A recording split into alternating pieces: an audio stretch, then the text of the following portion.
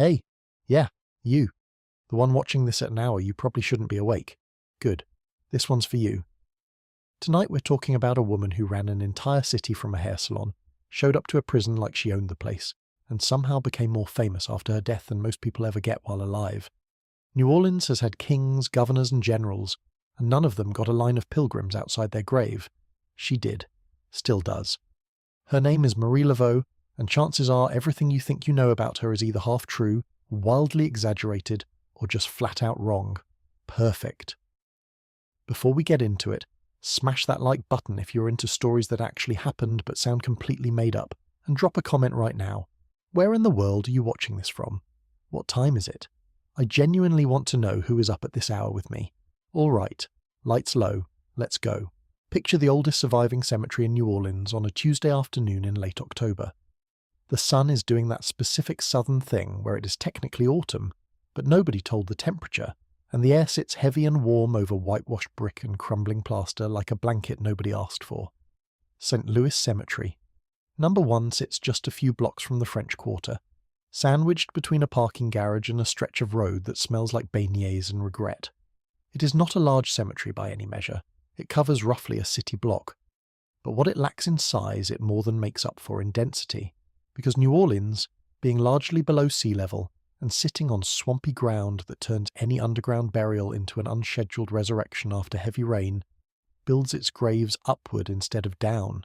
The result is a city of stacked whitewashed tombs, oven-shaped vaults, and family crypts rising above eye level in every direction, turning the pathways between them into narrow stone corridors that are simultaneously claustrophobic and oddly peaceful. It looks like a tiny ancient city has been dropped inside a city block, which is more or less exactly what it is. On any given day you will find tourists here, groups of them, following guides with little flags or handheld microphones, shuffling through those narrow corridors in sensible shoes, phones raised and ready. They are here for several reasons. The cemetery is genuinely old, dating back to 1789, and genuinely atmospheric in a way that photographs cannot fully capture. Some of them are here because a famous actor who played a vampire once supposedly bought a tomb here, which is the kind of detail that New Orleans tourism runs on. But a significant portion of them are here for something older than movie stars and older than tourism itself. They are here for a tomb in the back section of the cemetery, a modest above-ground vault of plastered brick with a simple cross carved into it. The tomb bears no flashy inscription. It is not the grandest structure in the cemetery by a long stretch, but it is, at any given moment, covered in X marks, hundreds of them, scratched into the plaster in chalk, in lipstick, in whatever pigment a visitor happened to have on hand. Some of them are fresh, made that morning. Some of them have been there long enough to fade into the surface. Around the base of the tomb you'll find small offerings left by visitors, coins, flowers, photographs, handwritten notes, rum bottles, cigars, beads. Not trinkets left by accident either. Left deliberately, carefully, with intention. Because this is not just a grave in the conventional sense. For a very large number of people, this is something closer to a shrine. The woman supposedly buried here died in 1881. She was, depending on who you asked during her lifetime, a saint, a witch, a con artist, a healer, a political operator, a devoted Catholic, a practitioner of African spiritual traditions, a businesswoman, a community leader, and almost certainly several of those things simultaneously, which is a more complicated legacy than most cemeteries are built to contain. Her name was Marie Laveau, and the fact that ordinary people are still making pilgrimages to her grave, still leaving offerings, still scratching X marks into plaster, in the hope that she might hear them and intercede on their behalf, roughly a century and a half after her death, is one of the more remarkable things happening in American cultural and spiritual life, even if it tends to get drowned out by the noise of Bourbon Street 3 blocks away. Here is the first twist in a story that is full of them. Nobody is entirely sure she's actually in that tomb. The historical record on Marie Laveau is so tangled, so full of contradictions, deliberate obfuscations, journalistic inventions, and the kind of myths that grow up around people who are too complicated to fit into easy categories, that even the question of where she was buried is genuinely contested. Some historians argue the marked tomb is correct. Others point to different records. A few suggest her remains may have been moved. The city of New Orleans eventually closed the cemetery to unguided visitors in 2015. partly because the constant chalking and scratching was causing real structural damage to a 200-year-old plaster tomb, and also partly because some visitors had taken to marking other people's family crypts by mistake, which is the kind of situation where everyone feels bad and nobody wins. You can still visit, but only with a licensed guide. The offerings still appear, the X marks still accumulate. Whatever the precise location of her bones, the pilgrimage continues, which raises the obvious question, the one that makes this story worth sitting up for. What did this woman actually do? What was she really? How does a 19th century woman, born into a society that had constructed elaborate legal and social systems specifically designed to limit the power of people who looked like her, end up becoming arguably the most famous and certainly the most enduringly venerated figure in the entire history of New Orleans? A city, it should be noted, that has produced an absolutely staggering number of famous people and is not exactly short on colourful history to compete with. The easy answer, the one you will find on most tourist brochures and in most pop culture depictions, is that she was the Voodoo Queen. A mysterious, terrifying, magical figure who wielded supernatural power over the citizens of New Orleans through fear and dark ritual. This version of Marie Laveau is extremely photogenic and sells very well on Halloween merchandise. It is also, as with most things that sell well and require no explanation, largely a fiction constructed long after the fact by people who had specific reasons to make her seem as exotic and frightening as possible. The real story is considerably more interesting. It involves a woman of exceptional intelligence operating in an exceptionally complicated political and social landscape, building real power through real skills, navigating systems designed to exclude her with a combination of strategic brilliance, genuine spiritual authority, and what can only be described as an extraordinary talent for knowing things she was not supposed to know. It involves a city unlike any other in North America, shaped by a collision of empires, cultures, and contradictions that produce something genuinely unique in the history of this continent. And it begins, as so many things do, not with the woman herself, but with the ground she stood on. To understand Marie Laveau, you have to understand New Orleans. And to understand New Orleans, you have to back up considerably and appreciate just how strange this city's origins actually were, because they were strange in ways that had direct and profound consequences for everything that came after.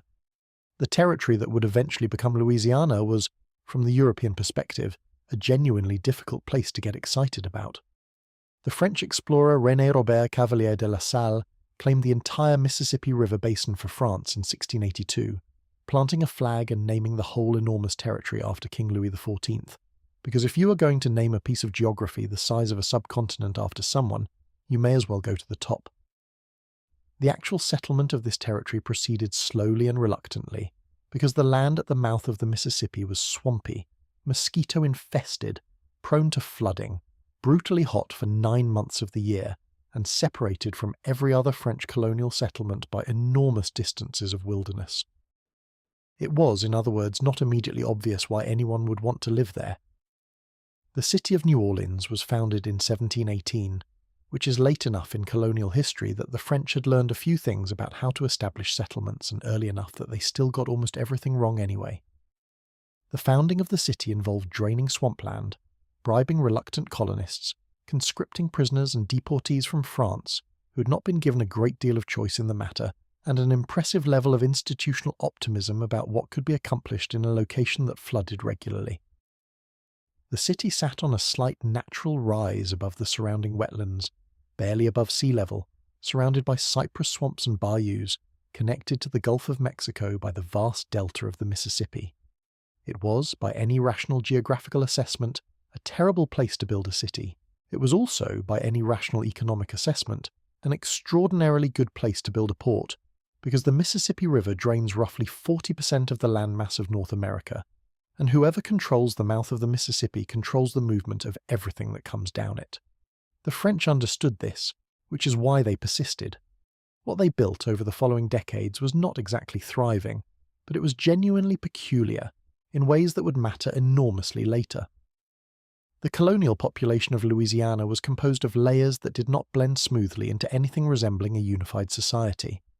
There were French colonists, naturally, though fewer of them than the colonial administrators would have liked, since enthusiasm for relocating to a fever-ridden swamp was limited even among people who had relatively few other options. There were German settlers who arrived in the 1720s and settled upriver, becoming so thoroughly creolized over time that their descendants had French-sounding names and considered themselves entirely local, which is a neat trick. There were Acadian refugees, French settlers expelled from Nova Scotia by the British in the 1750s, who arrived in Louisiana with very little except a profound attachment to their culture and a completely reasonable grievance against the British Empire. There were Spanish settlers and administrators. There were Native American peoples of several nations, some of whom traded with the colonists, some of whom fought them, and all of whom had been living in this landscape far longer than anyone else, and consequently understood it better. And there were enslaved Africans, brought in enormous numbers to work the plantations that the colonial economy depended on, representing the largest single demographic in the territory and the most deliberately overlooked one in the historical record. This mix was already unusual by the standards of European colonialism, but Louisiana's political situation added another layer of complication that produced something genuinely remarkable. In 1762, after France's disastrous performance in the 7 Years' War, the French King Louis XV ceded Louisiana to Spain in a secret treaty, apparently deciding that maintaining a loss-making swamp colony was not worth the diplomatic effort. The residents of New Orleans did not take kindly to this development, which is understandable if you imagine waking up one morning to discover you have been handed to a neighbouring country without being consulted. There was a brief rebellion in 1768, which the Spanish suppressed efficiently, and then Louisiana spent the next few decades being administered by Spain, which meant Spanish law, Spanish bureaucracy, and a Spanish approach to racial classification and social hierarchy that differed in important ways from the French system that preceded it. The Spanish period, running from roughly 1769 to 1800, shaped New Orleans in ways that outlasted the Spanish presence itself. Spanish colonial law included more formal protections for the rights of free people of color, the class of individuals who occupied that complicated middle tier of Louisiana society, neither enslaved nor granted full equality with white colonists. The Spanish also rebuilt large sections of the city after two catastrophic fires in 1788 and 1794 destroyed much of the original French colonial architecture, which is why the buildings in the French Quarter today are mostly Spanish colonial in design despite the neighbourhood's name, a historical irony that New Orleans somehow manages to make seem charming rather than confusing. Then, in 1800, Napoleon Bonaparte pressured the Spanish into returning Louisiana to France, because Napoleon had enormous ambitions for a French empire in the Americas, and Louisiana was central to his plans.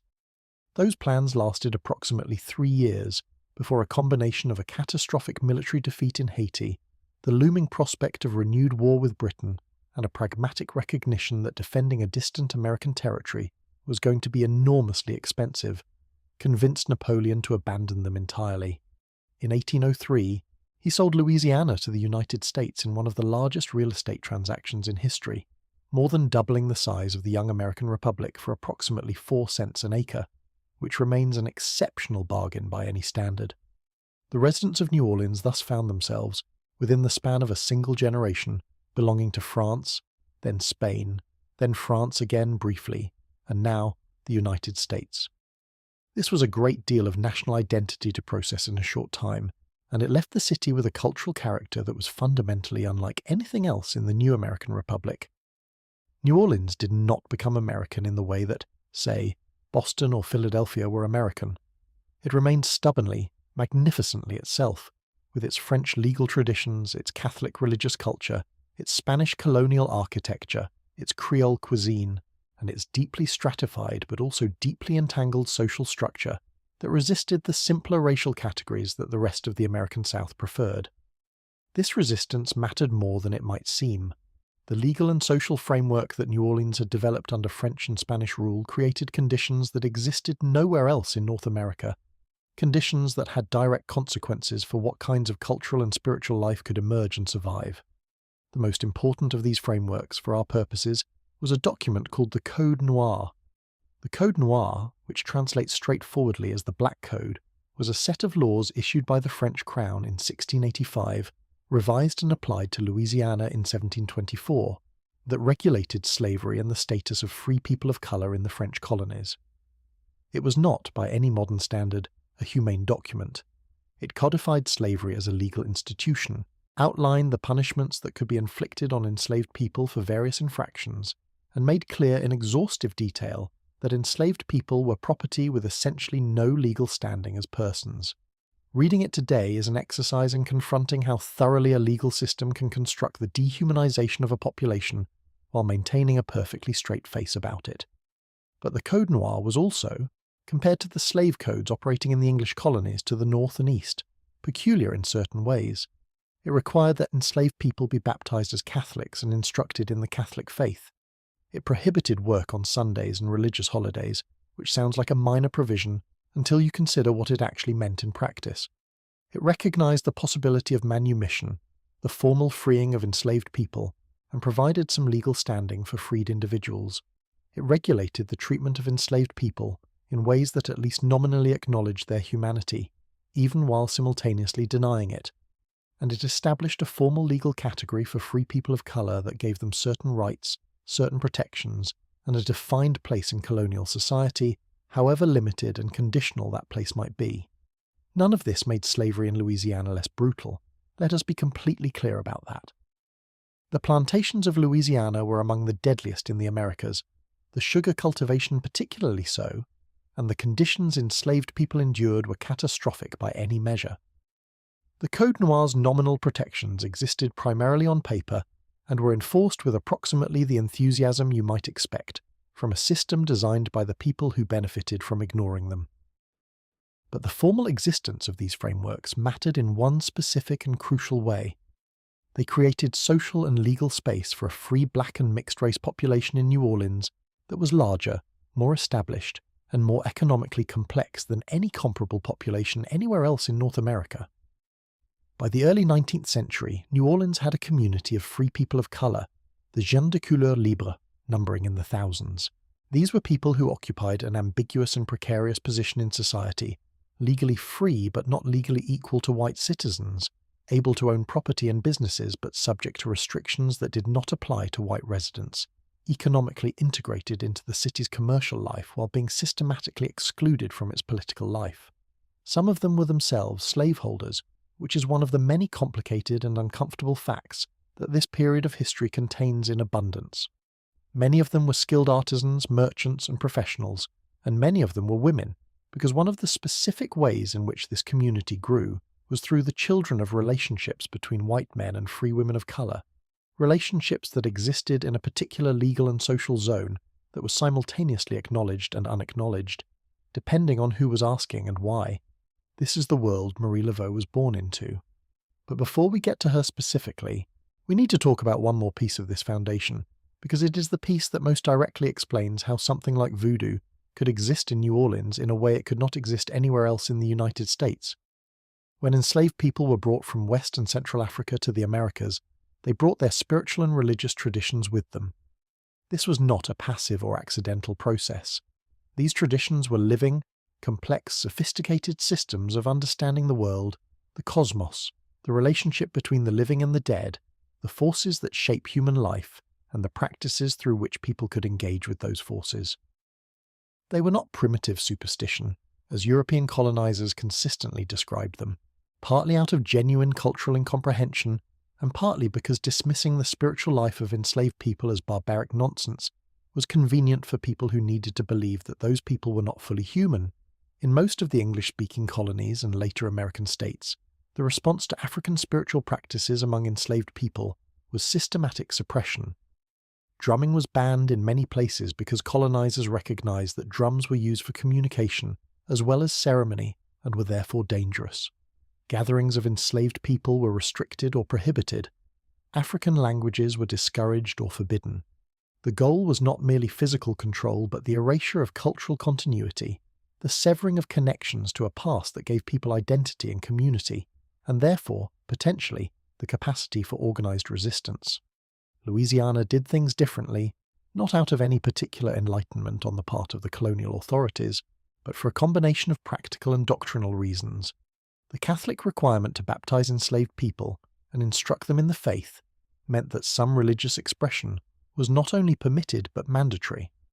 The Sunday prohibition on labor meant that enslaved people had a regular day on which they were not legally required to work, which meant they had time.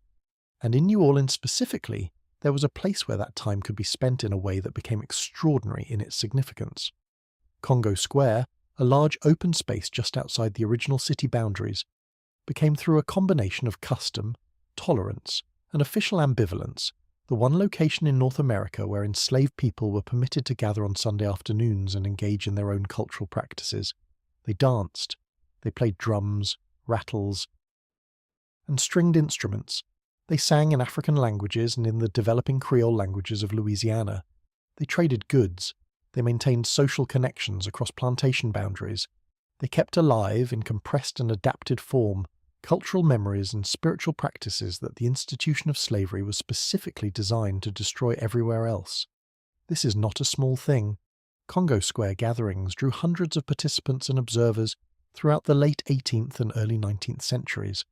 They were documented by visitors from across the United States and Europe, who came to watch with the kind of touristic fascination that people from more repressive societies often have for things that happen openly in other places. The gatherings at Congo Square did not preserve African spiritual traditions unchanged, because nothing survives transplantation unchanged, and the people who gathered there were from many different African ethnic groups and linguistic traditions who had been deliberately separated from each other by slave traders specifically to prevent cultural and therefore political solidarity. What emerged instead was something new, something created in Louisiana from the materials of multiple African traditions, French and Spanish Catholicism, and the specific conditions of this particular city. That something was what we now call Louisiana Voodoo. Louisiana Voodoo, which is distinct from Haitian Vodou and from other African diaspora spiritual traditions, while being related to all of them, is a genuinely syncretic practice, which is an academic way of saying it is made of pieces from multiple sources that were combined into something coherent and functional. African spiritual concepts about the nature of divine forces, the relationship between the living and the dead, and the use of ritual objects and practices to engage with those forces were combined with Catholic saints, Catholic ritual, and Catholic cosmology in ways that were pragmatic, creative, and theologically sophisticated, even if Catholic bishops were not necessarily inclined to describe them that way.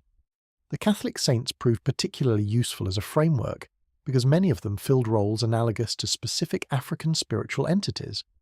St. Peter, who holds the keys and stands at the gate, maps onto concepts of gatekeepers between worlds.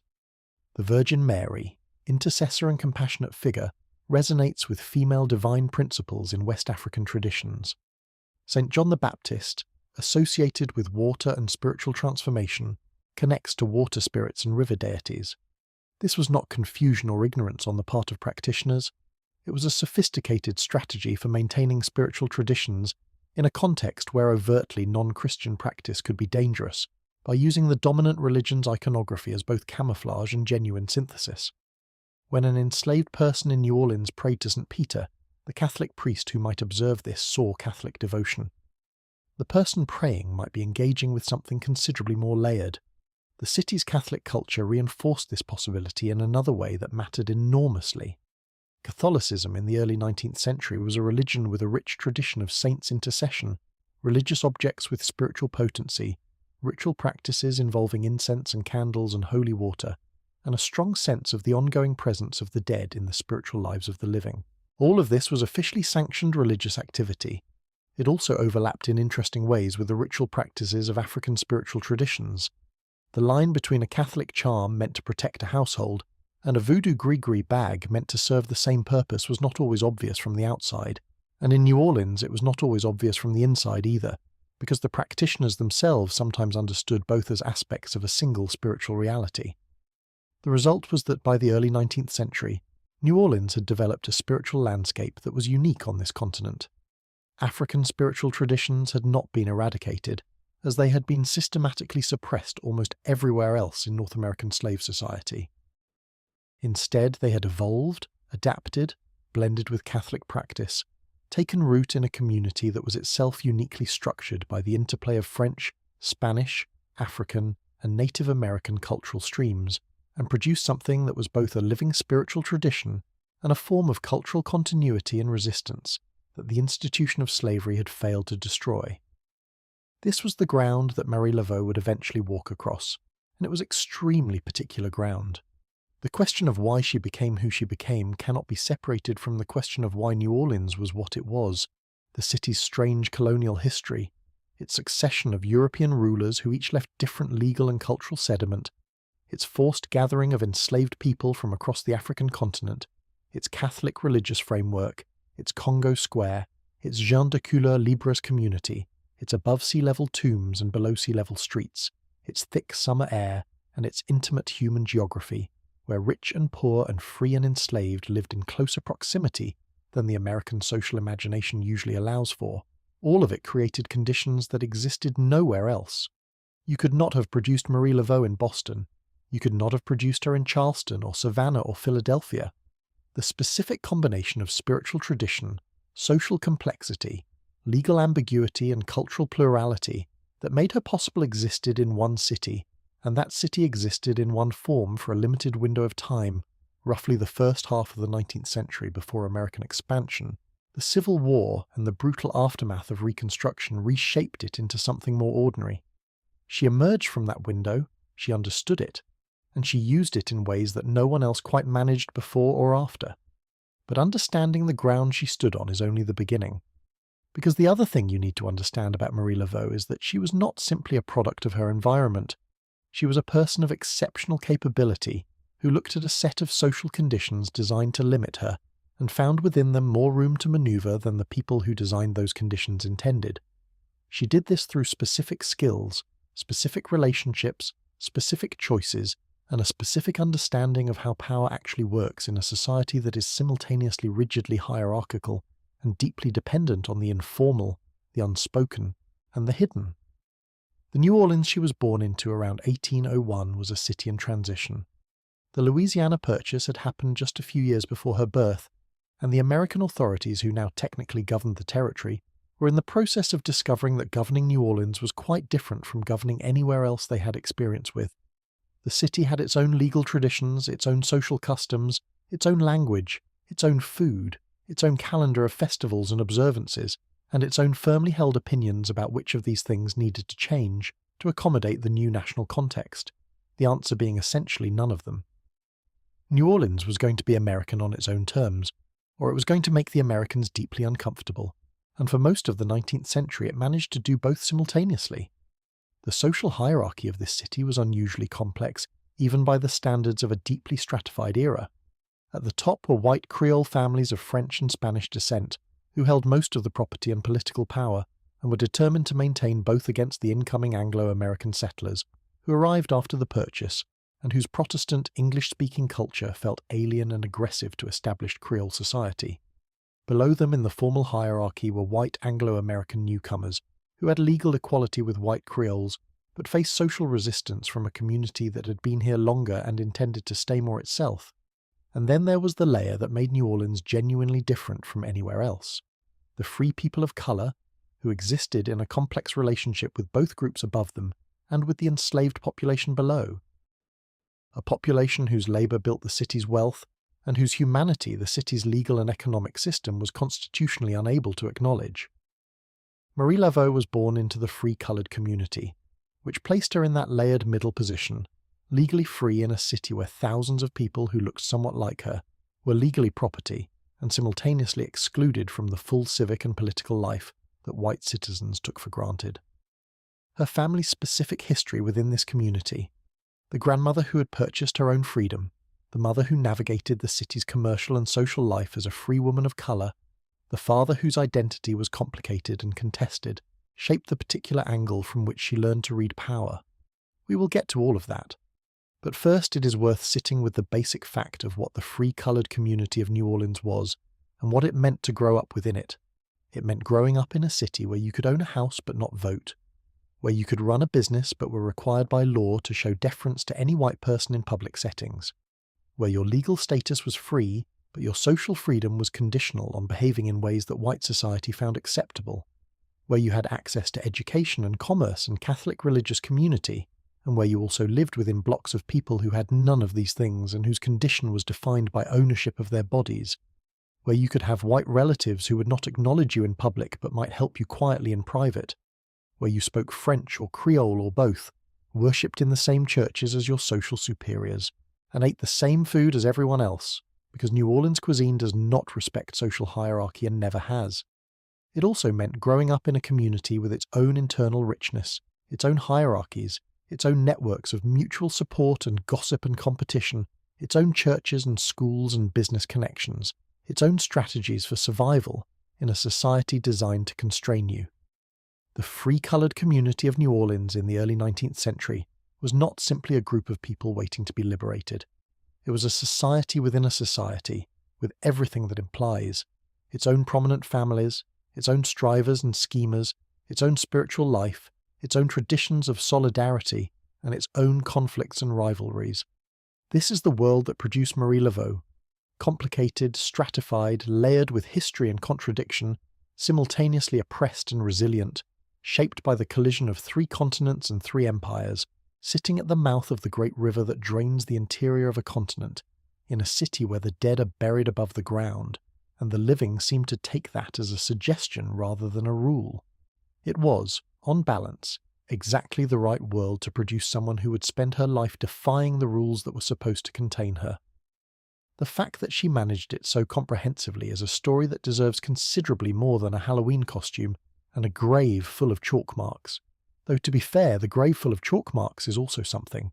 It starts, as the best stories do, with family. The previous chapter ended with family. That is not a minor pivot. The family of Marie Laveau is, like almost everything else about her, more complicated than the simple version suggests, and the simple version is already pretty interesting. To understand where she came from, you have to start not with Marie herself, but with a woman named Catherine, her grandmother, who accomplished something that the legal and economic architecture of her world was specifically designed to make impossible. Catherine was enslaved. The precise details of her origins, where in Africa her ancestors came from, how she arrived in Louisiana, who owned her and under what conditions, are lost to the kind of historical silence that surrounds the lives of enslaved people in most of the documentary record, because the people who kept records were not, as a general rule, particularly interested in preserving the interior lives and personal histories of the people they owned. This is one of the most consistent features of colonial record-keeping, the meticulous documentation of transactions involving human beings as property, combined with an almost total silence about those human beings as people. We know what enslaved people cost. We know much less about what they thought, dreamed, feared, or planned. The administrative record was thorough precisely where it needed to be, and silent everywhere else, which is a kind of efficiency that says something unflattering about the priorities of the people who maintained it. What we do know is that Catherine managed, through a combination of means that the historical record does not fully illuminate, to purchase her own freedom. This was a process called self-purchase, and it was one of the specific provisions of the legal framework discussed earlier that made Louisiana different from most of the rest of the American South. It required an enslaved person to accumulate enough money, somehow, to pay their owner their own market value, which is an arrangement that has a certain philosophical absurdity to it if you think about it for more than 30 seconds. The owner was, in essence, being paid for agreeing to stop owning a person. The person being purchased was buying themselves, a transaction that requires believing simultaneously that you are property and that you are a person capable of entering into legal agreements, which is the kind of cognitive dissonance that the institution of slavery generated constantly, and that the legal system supporting it somehow managed to paper over without ever entirely resolving. The mechanics of how enslaved people accumulated money for self-purchase varied. Some hired out their skills during hours when their owners did not need them and were permitted to keep a portion of what they earned. Some received small payments for extra work done within the household. Some pooled resources with other enslaved people in informal solidarity networks that had no legal standing but were economically real. The process could take years, sometimes decades. It required not just accumulation, but also negotiation with an owner who had every legal right to simply refuse the transaction regardless of whether the money was available, and many did. The fact that Catherine succeeded tells us something about her persistence, her resourcefulness, and possibly her ability to make the transaction seem advantageous to whoever held her papers. Convincing someone to give up an asset they legally owned often required making them feel they were getting a good deal, even when they were not. That particular skill would prove hereditary. Catherine resolved it practically. She got out. And in doing so, she established the most fundamental fact of her daughters' and granddaughters' lives, because Catherine's legal status as a free woman passed to her children. Her daughter Marguerite was born free. Marie Laveau was born free. That single act of self-purchase, whatever it cost Catherine in years and effort and the particular grinding discipline of accumulating money while living as property, was the foundation on which everything that came after was built. It is the kind of thing that tends to get lost in the more dramatic parts of the story, but without it, there is no story. Freedom in this context was not abstract. It was a specific legal document, a piece of paper that said a specific person could not be sold, could not be separated from her children by an owner's whim, could enter into contracts, could own property, could make decisions about where she went and what she did that did not require another person's permission. Getting that piece of paper was, for Catherine, the work of a lifetime. For Marguerite and Marie, it was simply the condition they were born into, which is how generational progress actually works. One person doing something almost impossible so that the next person begins from a slightly less impossible position.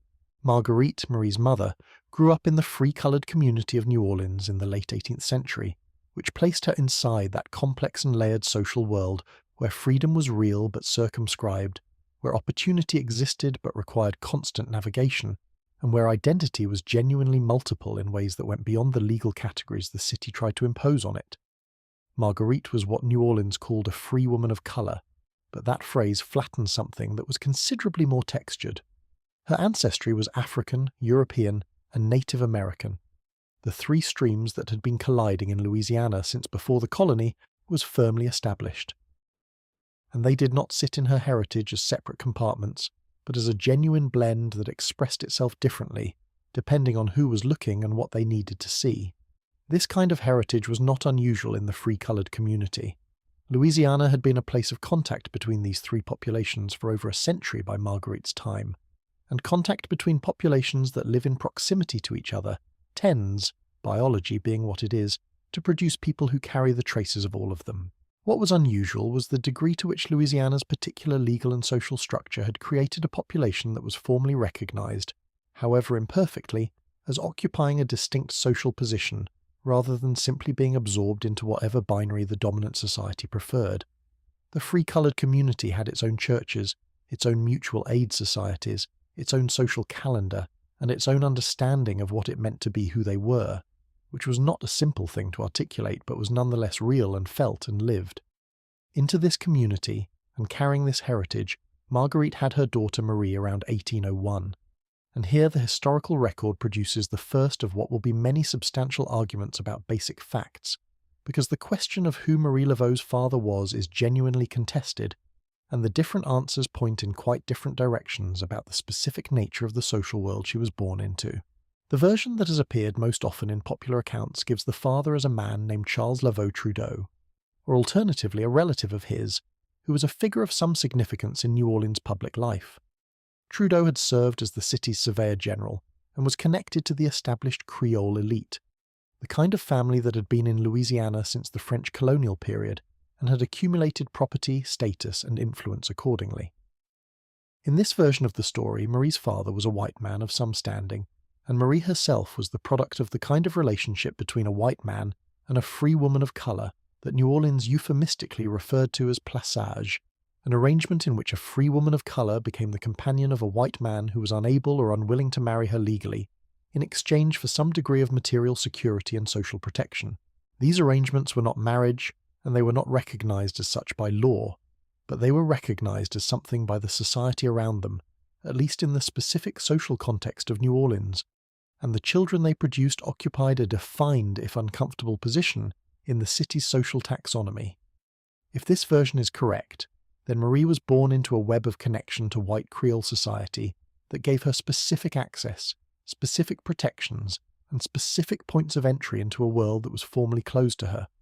It would mean she had family on both sides of a divide that the city pretended was absolute, which is exactly the kind of position that tends to produce people who understand how power works in ways that others do not, because they can see it from multiple angles simultaneously.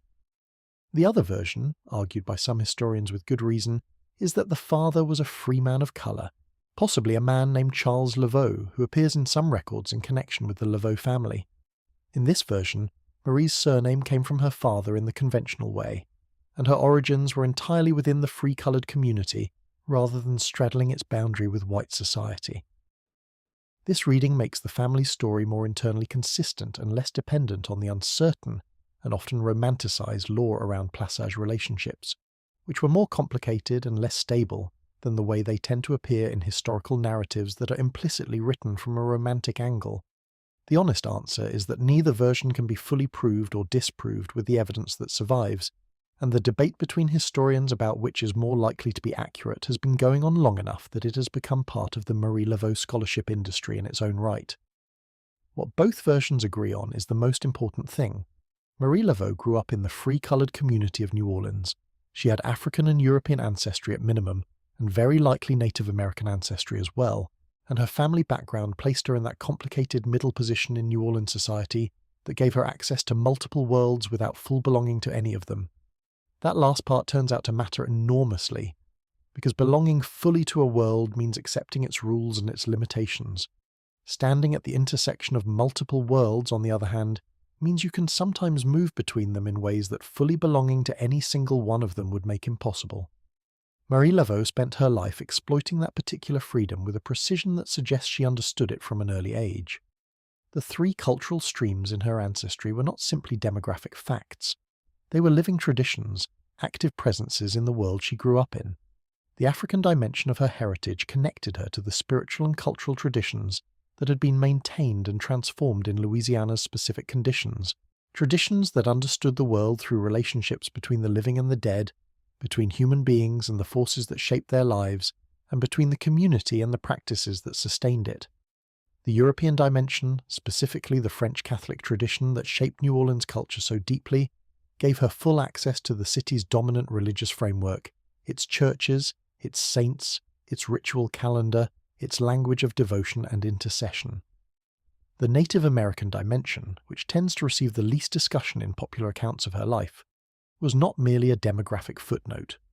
Louisiana's native nations, particularly those who had maintained trading and cultural relationships with French colonists since the early days of the colony, had accumulated generations of detailed knowledge about the land itself, its plants, its waterways, its seasonal rhythms, its medicinal possibilities. A woman with Native American ancestry in early 19th century Louisiana potentially had access, through family knowledge and community connection, to an understanding of the local environment that European and African immigrants to Louisiana had to build from scratch over multiple lifetimes. The marshes and bayous of the region are full of plants with genuine medicinal value. Knowing which ones, in what preparation, for what conditions, was expertise that passed primarily through exactly the kinds of family networks that Marguerite and her daughter inhabited.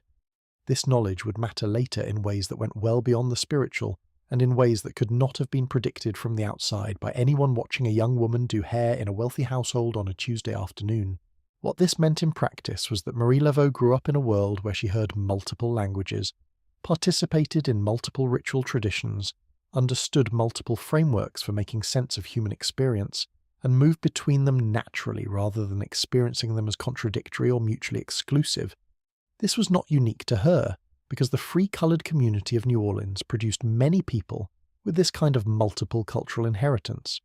What was unique was what she did with it. The first thing she did in the most visible and practical sense was get a job. And the job she chose, or that chose her, was one of the most socially useful occupations available to a free woman of colour in early 19th century New Orleans, one that placed her precisely where the city's information flowed most freely. She became a hairdresser. It is possible that this sounds less impressive than you might expect, given everything that came before. A hairdresser, in a city full of colourful professions. But here is the thing about hairdressing in early 19th century New Orleans that makes it considerably more interesting than the modern equivalent, which is already a social institution that operates partially as an informal therapy service. In this era, coming to a hairdresser's establishment, or more often receiving a hairdresser in your home, was one of the primary social rituals of a certain class of women. The wealthy white Creole families of New Orleans maintained elaborate standards of personal presentation that required regular professional assistance, and the hairdresser who served these families was not a peripheral figure in their social world. She was a recurring, trusted, intimate presence in spaces that very few outsiders were ever permitted to enter. Think about what that actually means. A hairdresser in this context spends hours in the private rooms of wealthy households. She's present during conversations that would never happen in public, because the social masks that people wear in public come down at home, especially in the relatively relaxed context of a beauty treatment. She hears what people say to each other when they are not performing. She's present when household staff come in and out of rooms with news and gossip. She works on women who are sometimes anxious, sometimes triumphant, sometimes processing something difficult, and who, in the relaxed intimacy of having someone else's hands in their hair, say things they might not say anywhere else. It is also worth noting that the hairdressing sessions of the era were not quick appointments. The styling involved, the braiding and pinning and oiling and powdering and arranging, that New Orleans social convention demanded of a woman who wanted to be taken seriously at a dinner or a ball or a church service could take the better part of an afternoon. That is a very long time to sit in a room with someone. Long enough for a skilled listener to map the emotional landscape of a household, understand where the pressures were, identify who was worried and why, and file away details that might become useful later in ways that the person providing them never anticipated. Modern intelligence services would call this human intelligence gathering. In early 19th century New Orleans, it was called doing hair. The basic principle was identical. Marie built her clientele among exactly these households. The wealthy Creole families, the prominent Anglo-American families that were establishing themselves in the city after the Louisiana Purchase, the women who sat at the center of New Orleans' social life and therefore at the center of its information flows. She was good at what she did in the technical sense, which is why they invited her back. She was also, as became evident over time, exceptionally good at listening. But hairdressing was only the first layer of the network, because a woman of Marie's social position had access not just to the mistress of the household, but to the household's entire servant structure, a structure that in New Orleans in this era included both enslaved people and free people of color in various domestic roles. The servants knew things that the family sometimes did not know they knew. They knew which marriages were genuinely unhappy and which were merely performing unhappiness for social effect. They knew which financial situations were precarious and which were merely cautious. They knew which medical situations were being hidden from the world. They knew who was involved with whom in ways that crossed the boundaries that New Orleans society maintained with great public firmness and very limited private consistency. This servant network connected households across the city. A woman who did hair in 3 households on the same street was automatically connected to their servant communities, and those servant communities were themselves connected to each other through the informal social networks of the free-coloured community and the enslaved population. Information moved through these channels with remarkable speed and considerable detail, and it moved in ways that were largely invisible to the white elite whose private affairs were being discussed, because the social assumption of the time was that servants, particularly enslaved people, were essentially furniture. They were present but not attending. They heard but did not really process. They knew things, but those things stayed contained within the servant class and did not go anywhere significant. This assumption was, to put it charitably, not well founded. Marie understood the information economy of her city in a way that no one else appears to have articulated as clearly or exploited as systematically. She operated within multiple networks simultaneously. Her hairdressing clients gave her access to the private concerns of white Creole and Anglo-American society. Her position within the free-coloured community gave her access to its own internal information flows. Her connections to the spiritual community that gathered around the tradition she was learning gave her access to another network entirely, one that crossed racial and class lines, because spiritual need has a way of overriding social pretension when the situation is sufficiently desperate.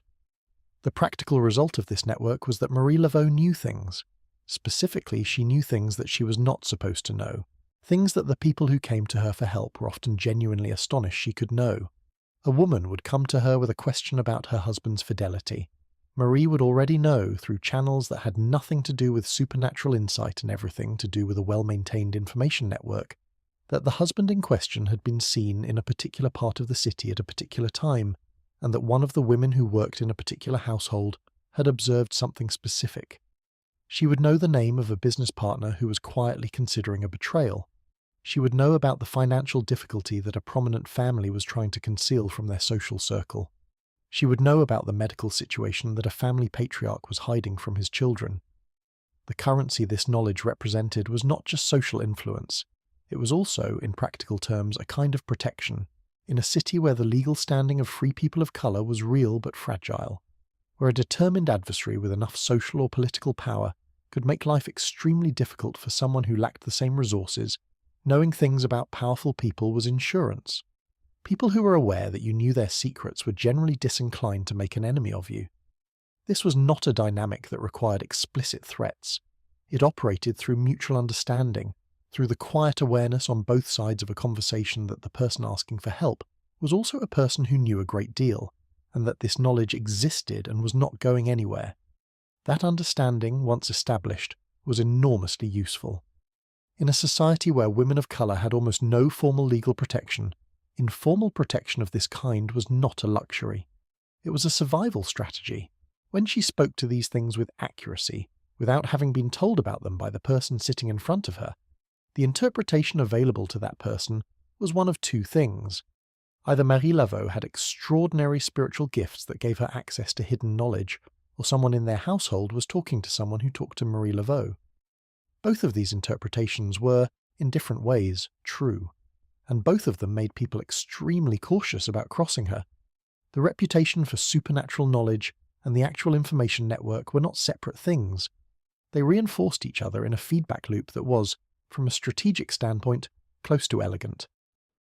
As Marie's reputation as someone who knew hidden things grew, people became more likely to come to her with their secrets and problems, which gave her more information, which made her reputation more accurate, which brought more people. The spiritual and the practical were not alternatives to each other in her world. They were the same thing, operating at different levels simultaneously. This is worth dwelling on for a moment, because the way Marie Laveau tends to be represented in popular culture sets up a false choice between two versions of her: the authentic spiritual practitioner with real gifts, and the cynical fraud who faked everything for profit and power. Both of these versions miss something important. The people who dismiss her as a fraud are assuming that the only legitimate basis for her reputation would be literally supernatural knowledge, and since they do not believe in literally supernatural knowledge, the whole edifice must be a con. The people who insist she was purely spiritual tend to gloss over the very real and very practical intelligence operation she was running, because it makes the story feel less mystical. But the actual picture is more interesting than either version. She was a woman who took the spiritual traditions of her community completely seriously, who practiced them with genuine commitment and developed real expertise in them, and who also built an information network of remarkable sophistication that allowed her to know things no one else knew. These were not separate activities. In her worldview, and in the worldview of the tradition she practiced, there was no clean line between the spiritual and the practical. Gathering information, maintaining relationships, understanding the hidden currents of a city's social life. These were not cynical manipulations of naive people. They were themselves forms of power, legitimate tools for a woman who was operating in a world that had declared most of her tools illegitimate by default. The hairdressing work continued for years. It was her income, her cover in a sense, and her primary mechanism of access. She moved through the wealthy households of New Orleans with her combs and her oils and her knowledge of what every woman's hair actually needed to look the way it was supposed to look, which was considerable expertise in itself since the styling expectations of the era were not simple and the Louisiana climate was not cooperative. She worked on brides before their weddings and on matriarchs in their final illnesses. She was present at moments of triumph and at moments of crisis, and she was in both cases the kind of person who listened carefully and spoke only as much as was useful. Her social position gave her a specific freedom that women of the white elite did not have, and that many women of the free-coloured community did not fully exploit.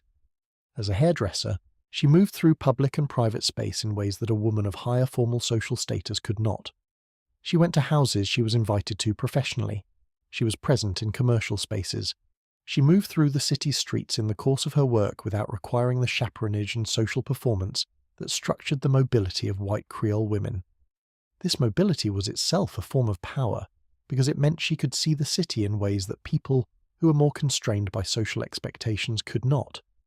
And all the while, she was learning something else entirely, because alongside the hairdressing, alongside the information network, alongside the social navigation of the free-coloured community, Marie Laveau was becoming something that New Orleans had a specific name for, and that made people in every social class of the city pay attention.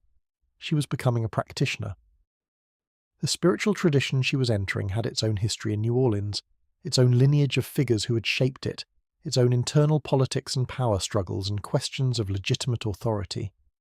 It was not a tradition with a fixed text or a central institution.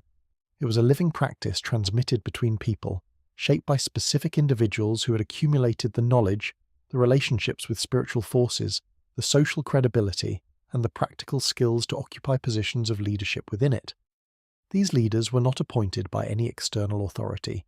They established themselves through a combination of demonstrated ability, community recognition, and something harder to define but impossible to miss in the people who had it, a quality that the people around them experienced as spiritual power, even if they might have had difficulty articulating exactly what they meant by that. Before Marie Laveau became the figure the city would eventually call its Voodoo Queen, there were other women who had occupied the leadership of New Orleans' spiritual life, and understanding them is necessary for understanding both what she inherited and what she had to contend with. Because the position she would eventually hold was not vacant when she began her ascent. It was occupied, defended, and not available to simply anyone who wanted it, regardless of how ambitious or capable they might be. The story of those predecessors, and of what it actually meant to compete for spiritual authority in a city where that authority was a real and consequential form of power, is where this story goes next. And it is, if anything, more complicated than what we have covered so far, which is saying something. But first, consider what Marie had assembled by the time she was fully established in the city's consciousness as a woman worth knowing, worth consulting, worth being careful around. She had the community connections of someone born into the free-coloured community of New Orleans. She had the access to white elite households that her hairdressing career provided. She had the information network that she had built through years of careful listening in both contexts. She had the multiple cultural inheritances of her family background, which gave her fluency in the spiritual and practical languages of several different communities simultaneously. And she had, by this point, begun to develop the spiritual practice and public presence that would eventually define her publicly. None of this happened overnight, and none of it was accidental. The picture that emerges from looking carefully at the practical architecture of her life is of a woman who was strategic in ways that her era rarely got to articulate openly, because women with ambition and intelligence in the early 19th century were not typically celebrated for those qualities. They were expected to exercise whatever gifts they had through channels that did not draw attention to the exercise itself. Marie Laveau found a set of channels that looked, from the outside, like service and devotion and spiritual practice, and through those channels she built a structure of knowledge and influence that most of the people she was influencing did not fully understand, and that many of them would not have believed if someone had explained it to them directly, which is, when you think about it, exactly how the best kind of power operates, not through force, which is noisy and generates resistance, but through knowledge, through presence, through the accumulation of small pieces of information that individually seem harmless and together form something formidable. The wealthy women whose hair she dressed did not lie awake worrying about their hairdresser building a case file on their household. The idea would probably have struck them as absurd. That assumption of absurdity was perhaps the most useful tool she had. The city did not yet know what it had in Marie Laveau. It would figure it out. But by the time it did, she had already been building for years, quietly, thoroughly, with the patience of someone who understood that the most durable kinds of power are the ones that nobody notices being constructed until they are already complete.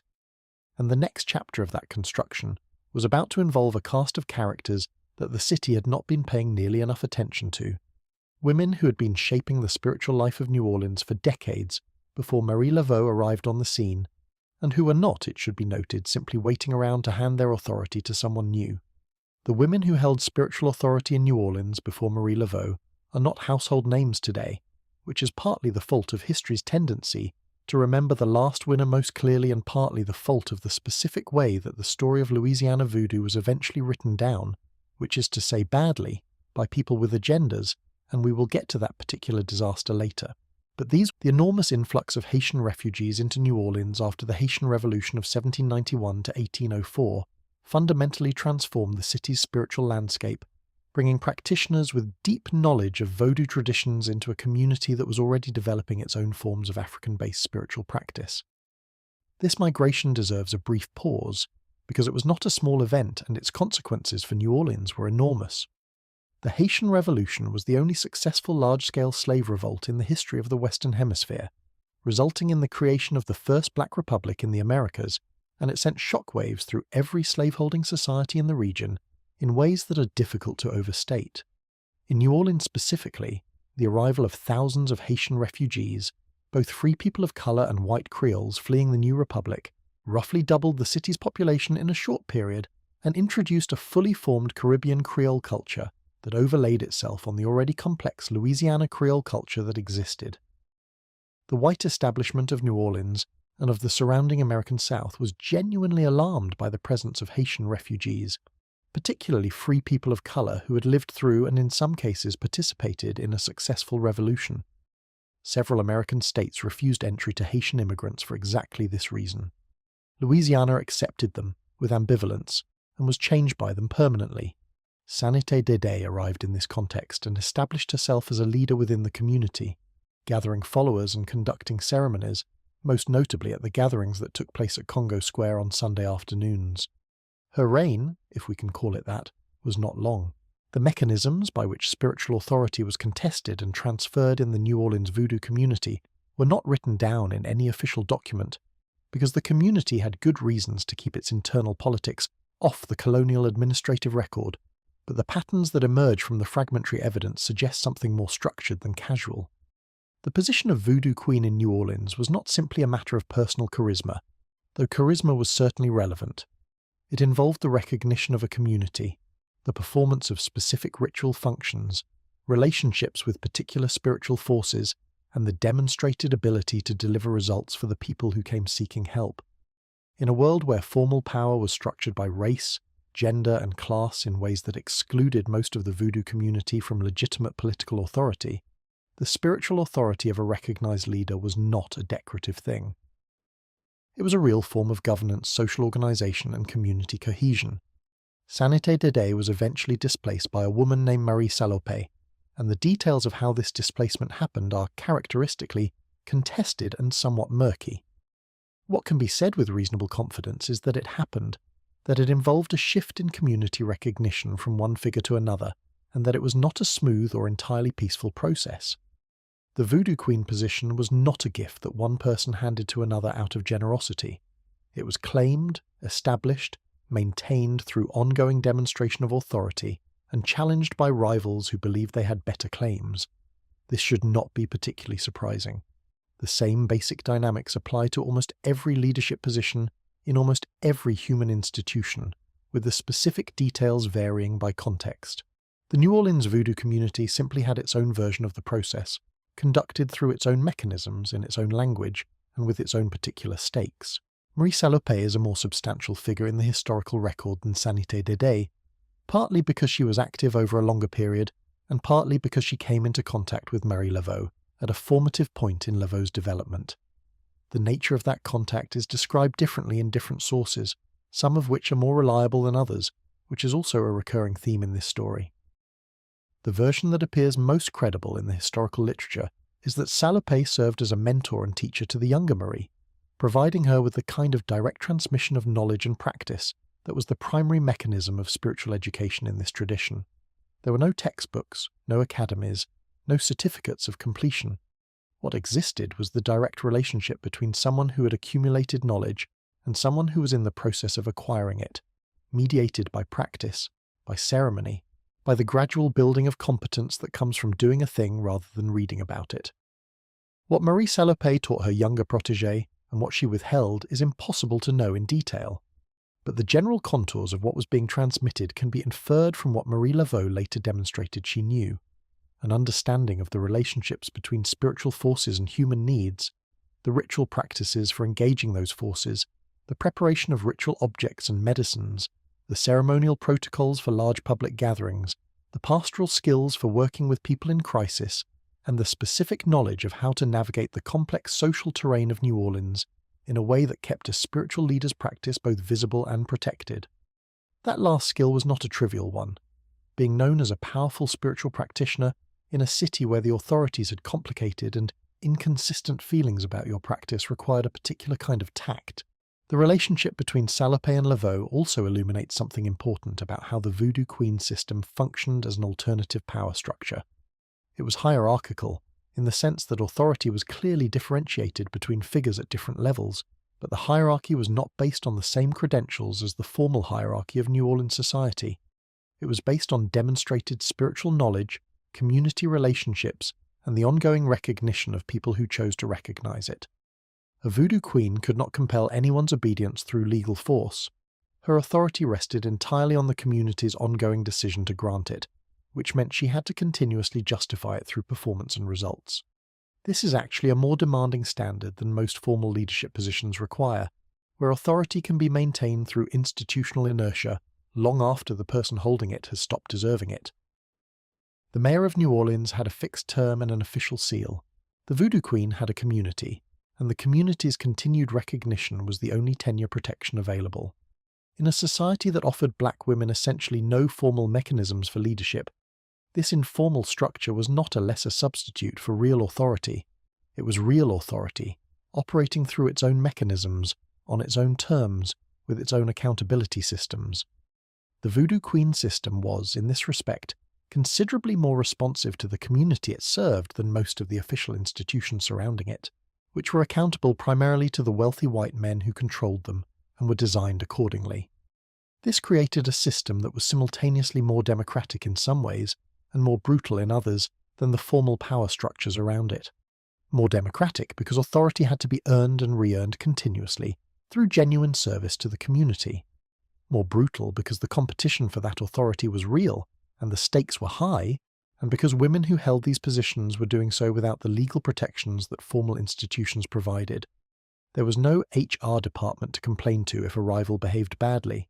There was only the community's collective judgment and one's own resourcefulness. The system also had a specific character that reflected the reality of who was in the community. The Voodoo Queen served a population that had few other resources for many of the needs she addressed. People came to her when they were sick and the medical establishment was unavailable or unaffordable, or simply not providing the right kind of help. They came when they were in legal trouble and had no access to legal representation. They came when they were in relationship difficulties and needed someone who understood the specific social dynamics of New Orleans in ways that a generic advisor would not. They came when they were grieving or afraid or facing decisions they did not know how to make. The Voodoo Queen was, in functional terms, the community's therapist, herbalist, lawyer, social worker, and priest simultaneously, which is a job description that would give most modern professionals pause and which required a genuinely extraordinary range of both knowledge and interpersonal skill.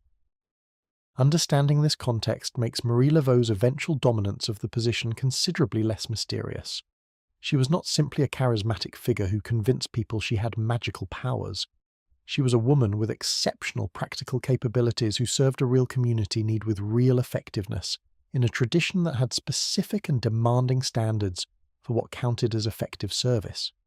The spiritual framework was genuine, the community recognition was earned, and the practical results she delivered were the mechanism by which she maintained it.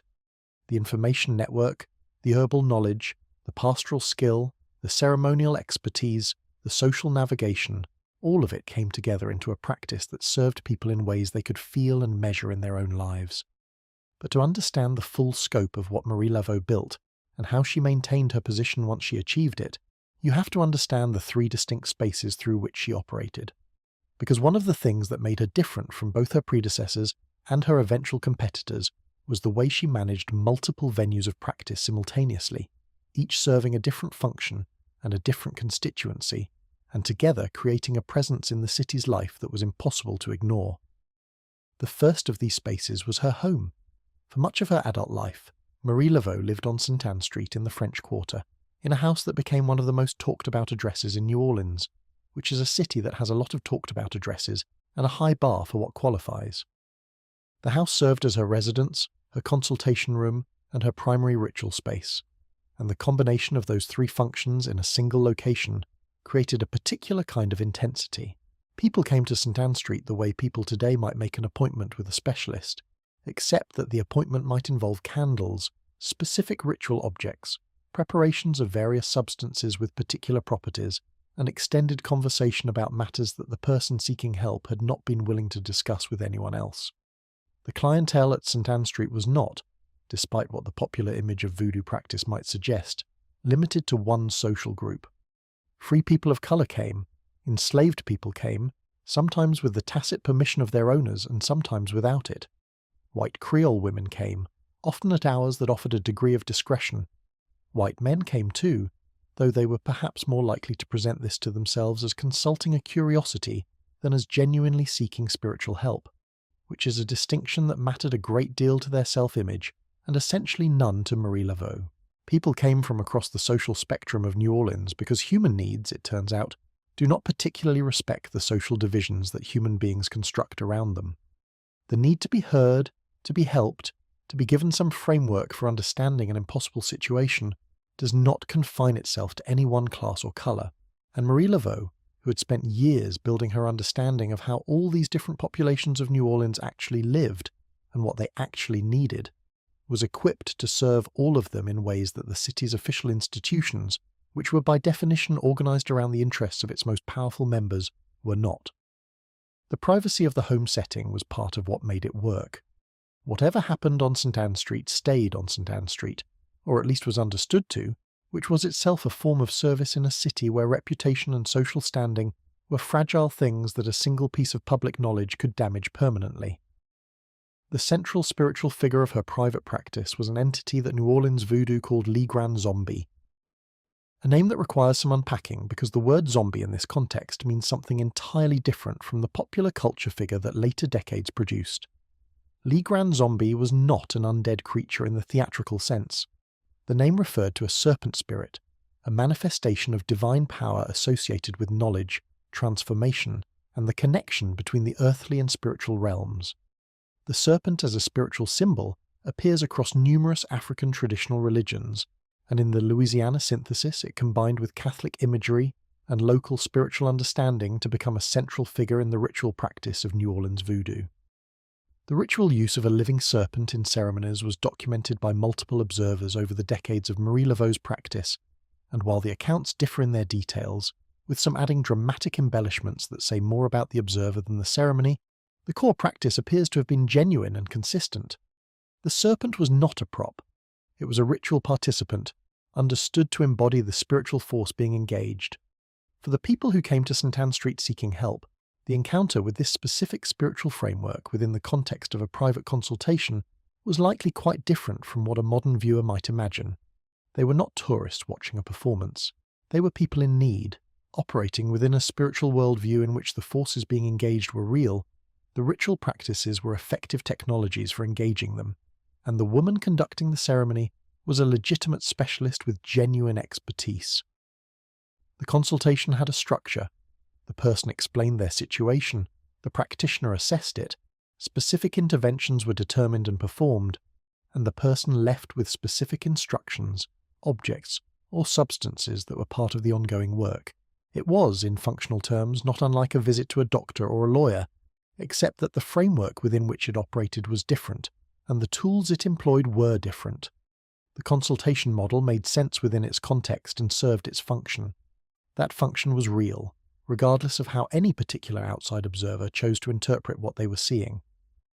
The second space was fundamentally different in character, in purpose, and in the kind of presence it created. Congo Square on Sunday afternoons was not a private consultation. It was a public event, a communal gathering, a statement made by an entire community about its own existence and identity in a city that was formally dedicated to containing it. As mentioned earlier when discussing the specific conditions that made New Orleans unique, Congo Square was the one place in North America where enslaved and free black people could gather publicly on a regular basis and engage in their own cultural practices. Marie Laveau's presence at these gatherings, once she had established herself as a spiritual leader, transformed them in specific ways that the historical record documents with reasonable clarity. She organized. Where the Sunday gatherings had previously been more organic and less structured, Laveau brought a degree of coordination to them that reflected both her organizational capabilities and her understanding of what public ceremonies could accomplish beyond their immediate spiritual purpose. The dances and songs and drum rhythms that characterized the Congo Square gatherings were not entertainment in the sense of distraction. They were a living demonstration of cultural continuity, a practice of collective identity that maintained something essential in people who the surrounding society was working systematically to strip of exactly that. Being present at Congo Square, participating in those rhythms, was an act of cultural preservation, performed openly and regularly in the middle of the city, which required a particular kind of courage and a particular kind of protection. It is worth being specific about what that cultural preservation actually looked like in practice, because the popular image of Congo Square as a kind of spontaneous explosion of African expression somewhat understates the sophistication of what was happening. The rhythms being played were not random. They corresponded to specific traditions, specific communities, specific spiritual practices. The dances were not casual recreation. They were forms with specific movements, specific meanings, specific relationships to the forces and figures of the spiritual world being engaged. The songs were often in African languages or in the Louisiana Creole that was itself a living synthesis, carrying specific meaning to the people singing them, while remaining opaque to outside observers who were watching but not understanding. The Sunday gatherings were, among many other things, a master class in how to maintain an entire cultural and spiritual tradition in plain sight of people who believed they had suppressed it. That is not a small achievement. It required considerable coordination, consistent leadership, and the kind of communal commitment that does not happen by accident. The protection that Marie Laveau provided was partly spiritual, in the understanding of the community, and partly practical, in the sense that her presence and her established relationships with figures across the city's social landscape made certain kinds of interference more complicated for the authorities. She was known. She was connected. She had clients in wealthy households who had reasons to value her continued operation. This did not make her untouchable, and we should not overstate the degree of formal protection she had, but it created a kind of friction around interference with her activities that was sufficient most of the time to keep the gatherings she organized from being disrupted. The city's white establishment had complicated feelings about Congo Square in general, officially tolerated while being periodically made anxious by what it represented, and Marie Laveau's visible centrality to the gatherings there was part of what kept the space functioning as the community's open-air sanctuary. Her presence at Congo Square also served a specific function in the economy of spiritual authority. The private consultations on St. Anne Street were for individuals with individual needs. The Sunday gatherings were for the community as a collective, and the Voodoo Queen's role there was correspondingly different. She was not there to conduct individual consultations in public. She was there to lead, to organize, to give the gathering a center around which the community could orient itself. The songs and dances she led, the specific ritual elements she incorporated into the public ceremonies, the way she moved through the crowd and the relationship she maintained with the assembled people. All of this was performance in the deepest sense of that word, not theatre in the sense of fiction, but the performance of a social role that created the reality it expressed. Her being the leader of the Sunday gathering made her the leader of the Sunday gathering, through the circular logic of community recognition that governs all legitimate authority in communities that cannot rely on external enforcement. The third space was the grandest and the most dramatic, and it occupied a specific place in the ritual calendar of New Orleans voodoo that made it the year's central public event. The banks of Lake Pontchartrain, which lies just north of the city, were the site of the ceremonies held on the eve of the feast of St. John the Baptist, the night of June 23rd. These were not small gatherings. Contemporary accounts, which range from the relatively sober to the wildly embellished depending on the observer's agenda, consistently describe large crowds, hundreds of people and sometimes more, gathering at the lakeshore as darkness fell and remaining through the night, in ceremonies that combined music, dance, fire, water, and ritual in ways that visitors found simultaneously compelling and incomprehensible, which is a reaction that says more about the visitors than the ceremony. St. John's Eve held specific significance in the voodoo calendar for reasons that, once again, illustrate the syncretic creativity of Louisiana spiritual practice. St. John the Baptist is, in Catholic tradition, the forerunner of Christ, the figure associated with the water of baptism and with the threshold between the ordinary world and the sacred. In West African spiritual traditions, water is consistently associated with the boundary between the living and the dead, between the human and the divine, between the known world and the forces that govern it. St. John's Eve, Midsummer's Eve, is also a point in the seasonal calendar with its own resonances of transition and liminality that appear in spiritual traditions across multiple cultures. The convergence of these different streams of meaning on the same date and the same ritual gesture, the gathering at water's edge in the dark hours between one day and the next, was not coincidental. It was the result of generations of deliberate synthesis, finding the points where different spiritual frameworks aligned and building ceremonial practice around those points of convergence. For Marie Laveau, the St. John's Eve ceremony at Lake Pontchartrain was the highest profile moment of her public practice, and the event most often mentioned by contemporary observers, including journalists and other members of the white public who attended as curious spectators. The attendance of outside observers was itself a significant feature of how she managed the event, because it served multiple purposes simultaneously. For the community of practitioners, the ceremony was genuine spiritual observance, the year's most significant communal ritual. For the wider city, the ceremony was also a kind of demonstration, evidence of the spiritual community's existence, its organization, its reach, and the particular power of the woman who led it. Inviting outside observers to witness without fully understanding created a specific kind of mystique that served Marie Laveau's position in the city's social landscape. They saw enough to be impressed. They understood little enough to be unsure.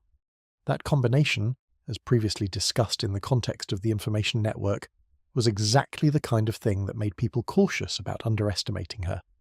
The accounts of the St. John's Eve ceremonies that appeared in New Orleans newspapers over the decades of her practice are genuinely interesting documents, partly for what they describe and partly for what they reveal about the attitudes of the people describing it.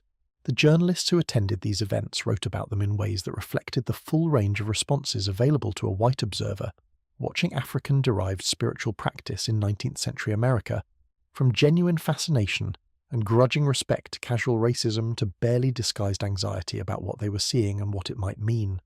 Some of them clearly expected to find something dangerous and were somewhat disappointed by the combination of orderly ceremony and communal celebration that they actually encountered. Others were more perceptive and understood, on some level, that what they were watching was not primitive superstition, but a living cultural tradition with its own coherence and its own power. The newspaper coverage, problematic as most of it was in terms of accuracy and perspective, had a secondary effect that Marie Laveau almost certainly understood and probably encouraged. It made the St. John's Eve ceremonies famous across the city and eventually beyond it. People came to watch who had no connection to the spiritual community, drawn by curiosity, by the drama of the lakeside setting at night, by the music, by the sheer spectacle of hundreds of people gathered around fire and water under a midsummer sky. This made the events harder to suppress, because suppressing an event that respectable citizens had attended and described in print was a different proposition from suppressing a private gathering of people the authorities were inclined to ignore.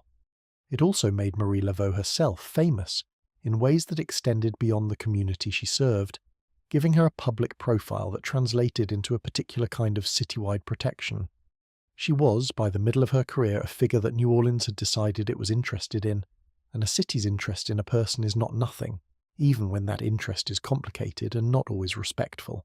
What none of them fully understood, or at least none of them wrote about in ways that suggest real understanding, was the political dimension of the lakeside ceremonies. The gathering of hundreds of free and enslaved black people at the edge of the city, openly, annually, under the leadership of a woman who moved through white society with apparent ease and who was known to have relationships with powerful figures across the city's social landscape, was not simply a religious event.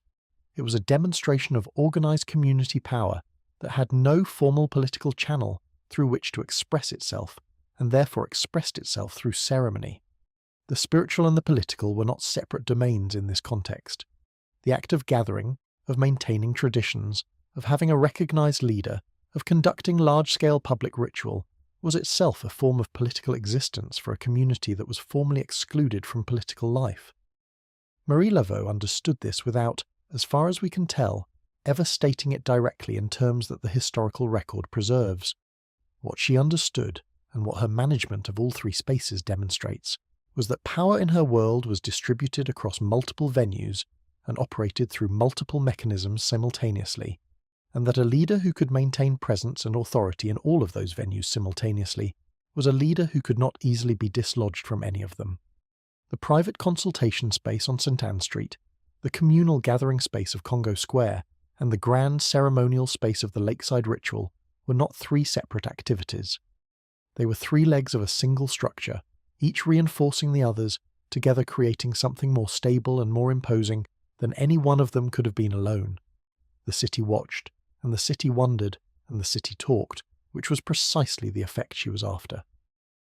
A woman who was discussed in both the servant quarters of the Garden District and the editorial rooms of the city's newspapers had achieved something that formal power could not easily reach. She had become, in a real sense, necessary to the city's imagination of itself, woven into New Orleans in a way that made her impossible to simply erase. New Orleans has always been a city that needs its legends, that feeds on its own mythology, and Marie Laveau had made herself into something that the city's mythology could not function without. That was not an accident. That was strategy, conducted across 20 years of consistent and deliberate work. The rivals who would eventually try to displace her would discover just how deeply she was embedded. That story involves a stolen statue, a court case that New Orleans society watched with considerable interest, and the kind of determined stubbornness that only comes from a person who has spent decades building something they have absolutely no intention of letting go of without a fight.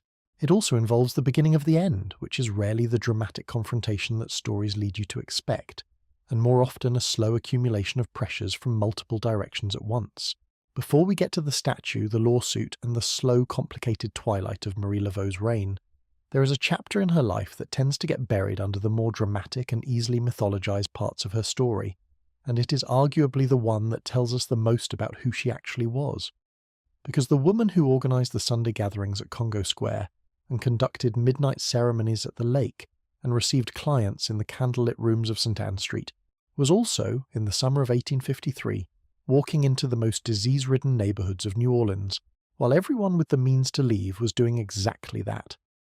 New Orleans in the 19th century had a complicated relationship with epidemic disease, and when I say complicated, I mean the kind of relationship where one party shows up uninvited every few years and kills thousands of people, and the other party has essentially no idea how to stop it. Yellow fever was the city's particular scourge.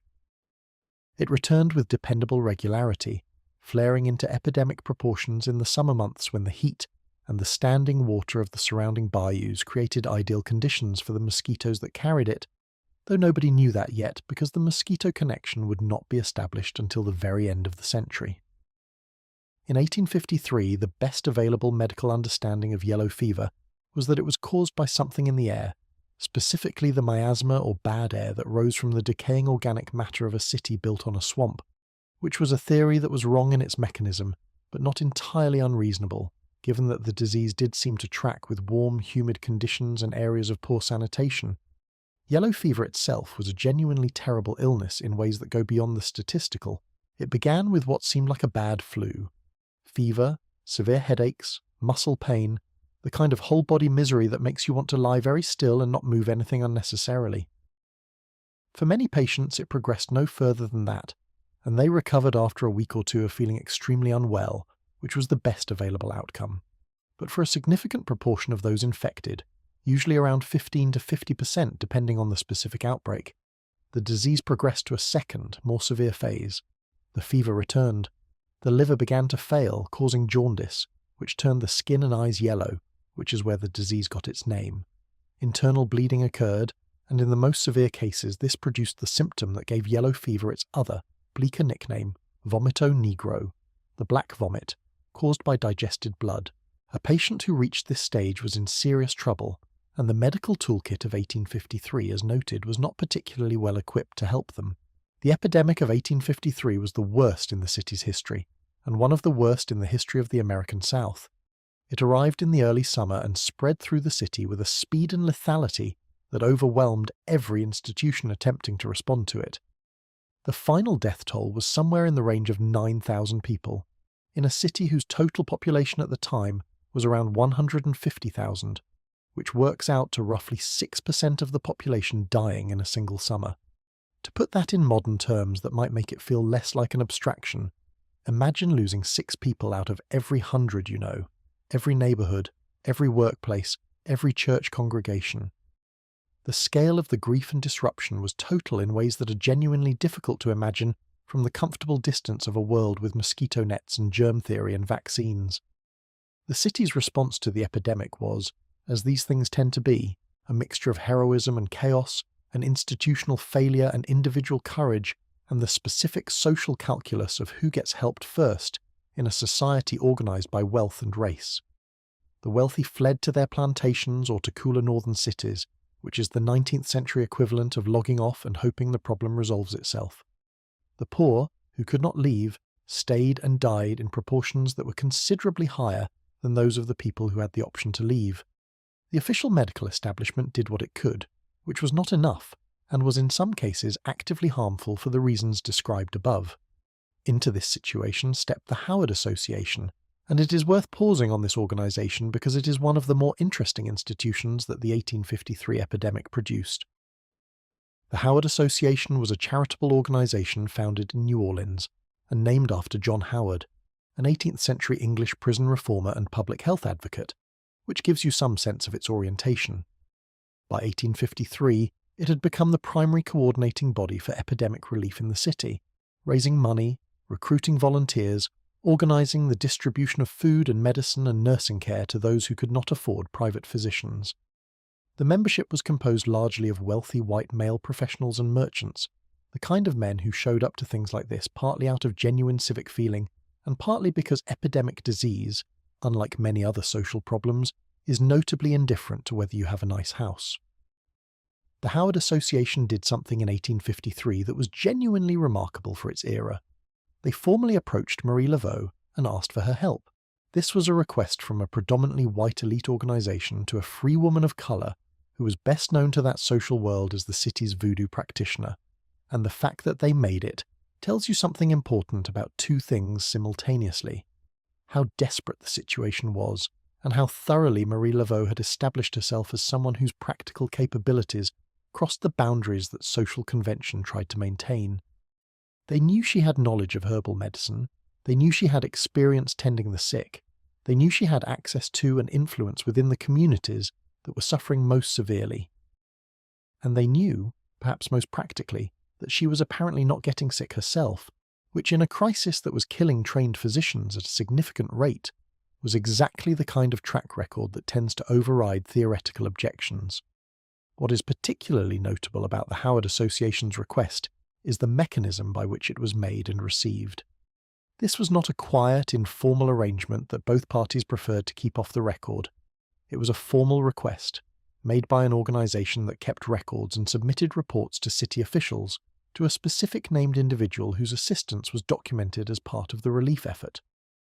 In a city and an era where the contributions of black women to public life were systematically rendered invisible in official accounts, the Howard Association's documentation of Marie Laveau's role in the 1853 epidemic response is a historical anomaly of genuine significance.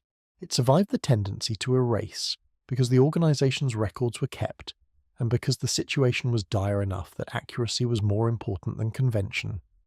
Historians later found this documentation and had to grapple with what it meant, that the most effective response to the worst epidemic in the city's history included a free woman of colour operating as a recognised partner of the white establishment, not as a servant, but as a person with specific expertise that the establishment formally acknowledged it lacked. Marie accepted. And then she went to work in the way that she always did, practically, thoroughly, and with an understanding of the actual situation that the official response often lacked. The neighbourhoods where she worked were the ones where the epidemic was hitting hardest, the dense working-class areas with poor sanitation and little access to even the questionable medical care available to wealthier residents. She moved through these neighbourhoods with an approach to patient care that was not, in its basic outline, what trained physicians of the era were offering. Where the mainstream medical response reached for the bloodletting lance, she provided herbal teas prepared from plants whose medicinal properties she understood from the botanical tradition embedded in her family's heritage. She used steam treatments, essentially hot baths or vapour treatments, to help bring down fevers. She provided clean water and food to patients who were severely dehydrated and malnourished, because one of the most fundamental problems in yellow fever is fluid and nutrient loss, and one of the most fundamental responses is replacing what has been lost. The specific herbs and plants she used are documented in the oral tradition of New Orleans healing practices, though the records are not always precise and were not always meant to be, because the knowledge of which plant does what and in what preparation is the kind of thing that has historically been protected by practitioners who understood it as both a professional and community resource. What is documented is the general approach: willow bark preparations which contain compounds related to aspirin and genuinely do reduce fever and pain, various plant-based preparations for digestive support and hydration, aromatic plants used in steam treatments, and dietary recommendations that emphasized light, easily digestible food and liquids for patients who were losing fluids rapidly. None of this was magic. All of it was rational applied botany, developed over generations by communities who had needed to address exactly these kinds of illnesses without access to formal medical facilities. None of this required supernatural knowledge. It required knowledge of a different kind, the accumulated botanical wisdom of communities that had been managing illness without access to formal medical institutions for generations, combined with the practical understanding that a sick person needs hydration, warmth, rest, and nourishment rather than additional depletion. This is knowledge that is easy to underestimate because it does not come with a medical degree or a Latin vocabulary, but its outcomes in 1853 were arguably better than those being achieved by the formally credentialed alternative. The patients of trained physicians in this epidemic, receiving bloodletting and mercury compounds, were not doing conspicuously well. The patients receiving herbal teas and steam treatments and actual food were, in at least some documented cases, surviving. This is the kind of comparative outcome that should give any reasonable person pause about the relationship between official credentials and actual effectiveness, a relationship that the 19th century medical establishment had not yet fully worked out. The absence of a formal nursing profession in this era is worth dwelling on, because it shapes the entire context of what Marie Laveau was doing. Florence Nightingale's systematic work to establish nursing as a trained profession was happening in the Crimea during exactly this period, but its effects on American medical practice were still years away. In 1853 New Orleans, if you were sick and not wealthy enough to have family members available to care for you, your options were limited. Religious orders ran some hospitals staffed primarily by nuns, and the care available there was substantially better than nothing, which is the standard it was being measured against. Private nursing care existed in a patchy and unregulated way that depended on whoever happened to be available and willing.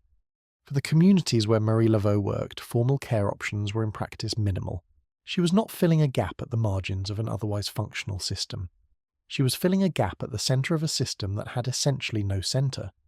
Her personal immunity to yellow fever, or at least her consistent failure to contract it despite extensive exposure over multiple epidemic seasons, was something that contemporaries noticed and commented on, and that fed directly into the spiritual dimension of her reputation.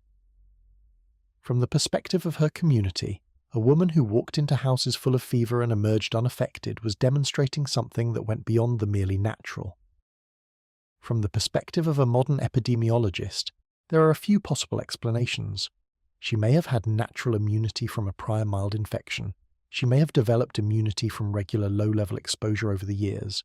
Or she may have had behavioral practices around hygiene and avoiding mosquito exposure that happened to be protective for reasons she did not fully understand. None of these explanations require supernatural intervention.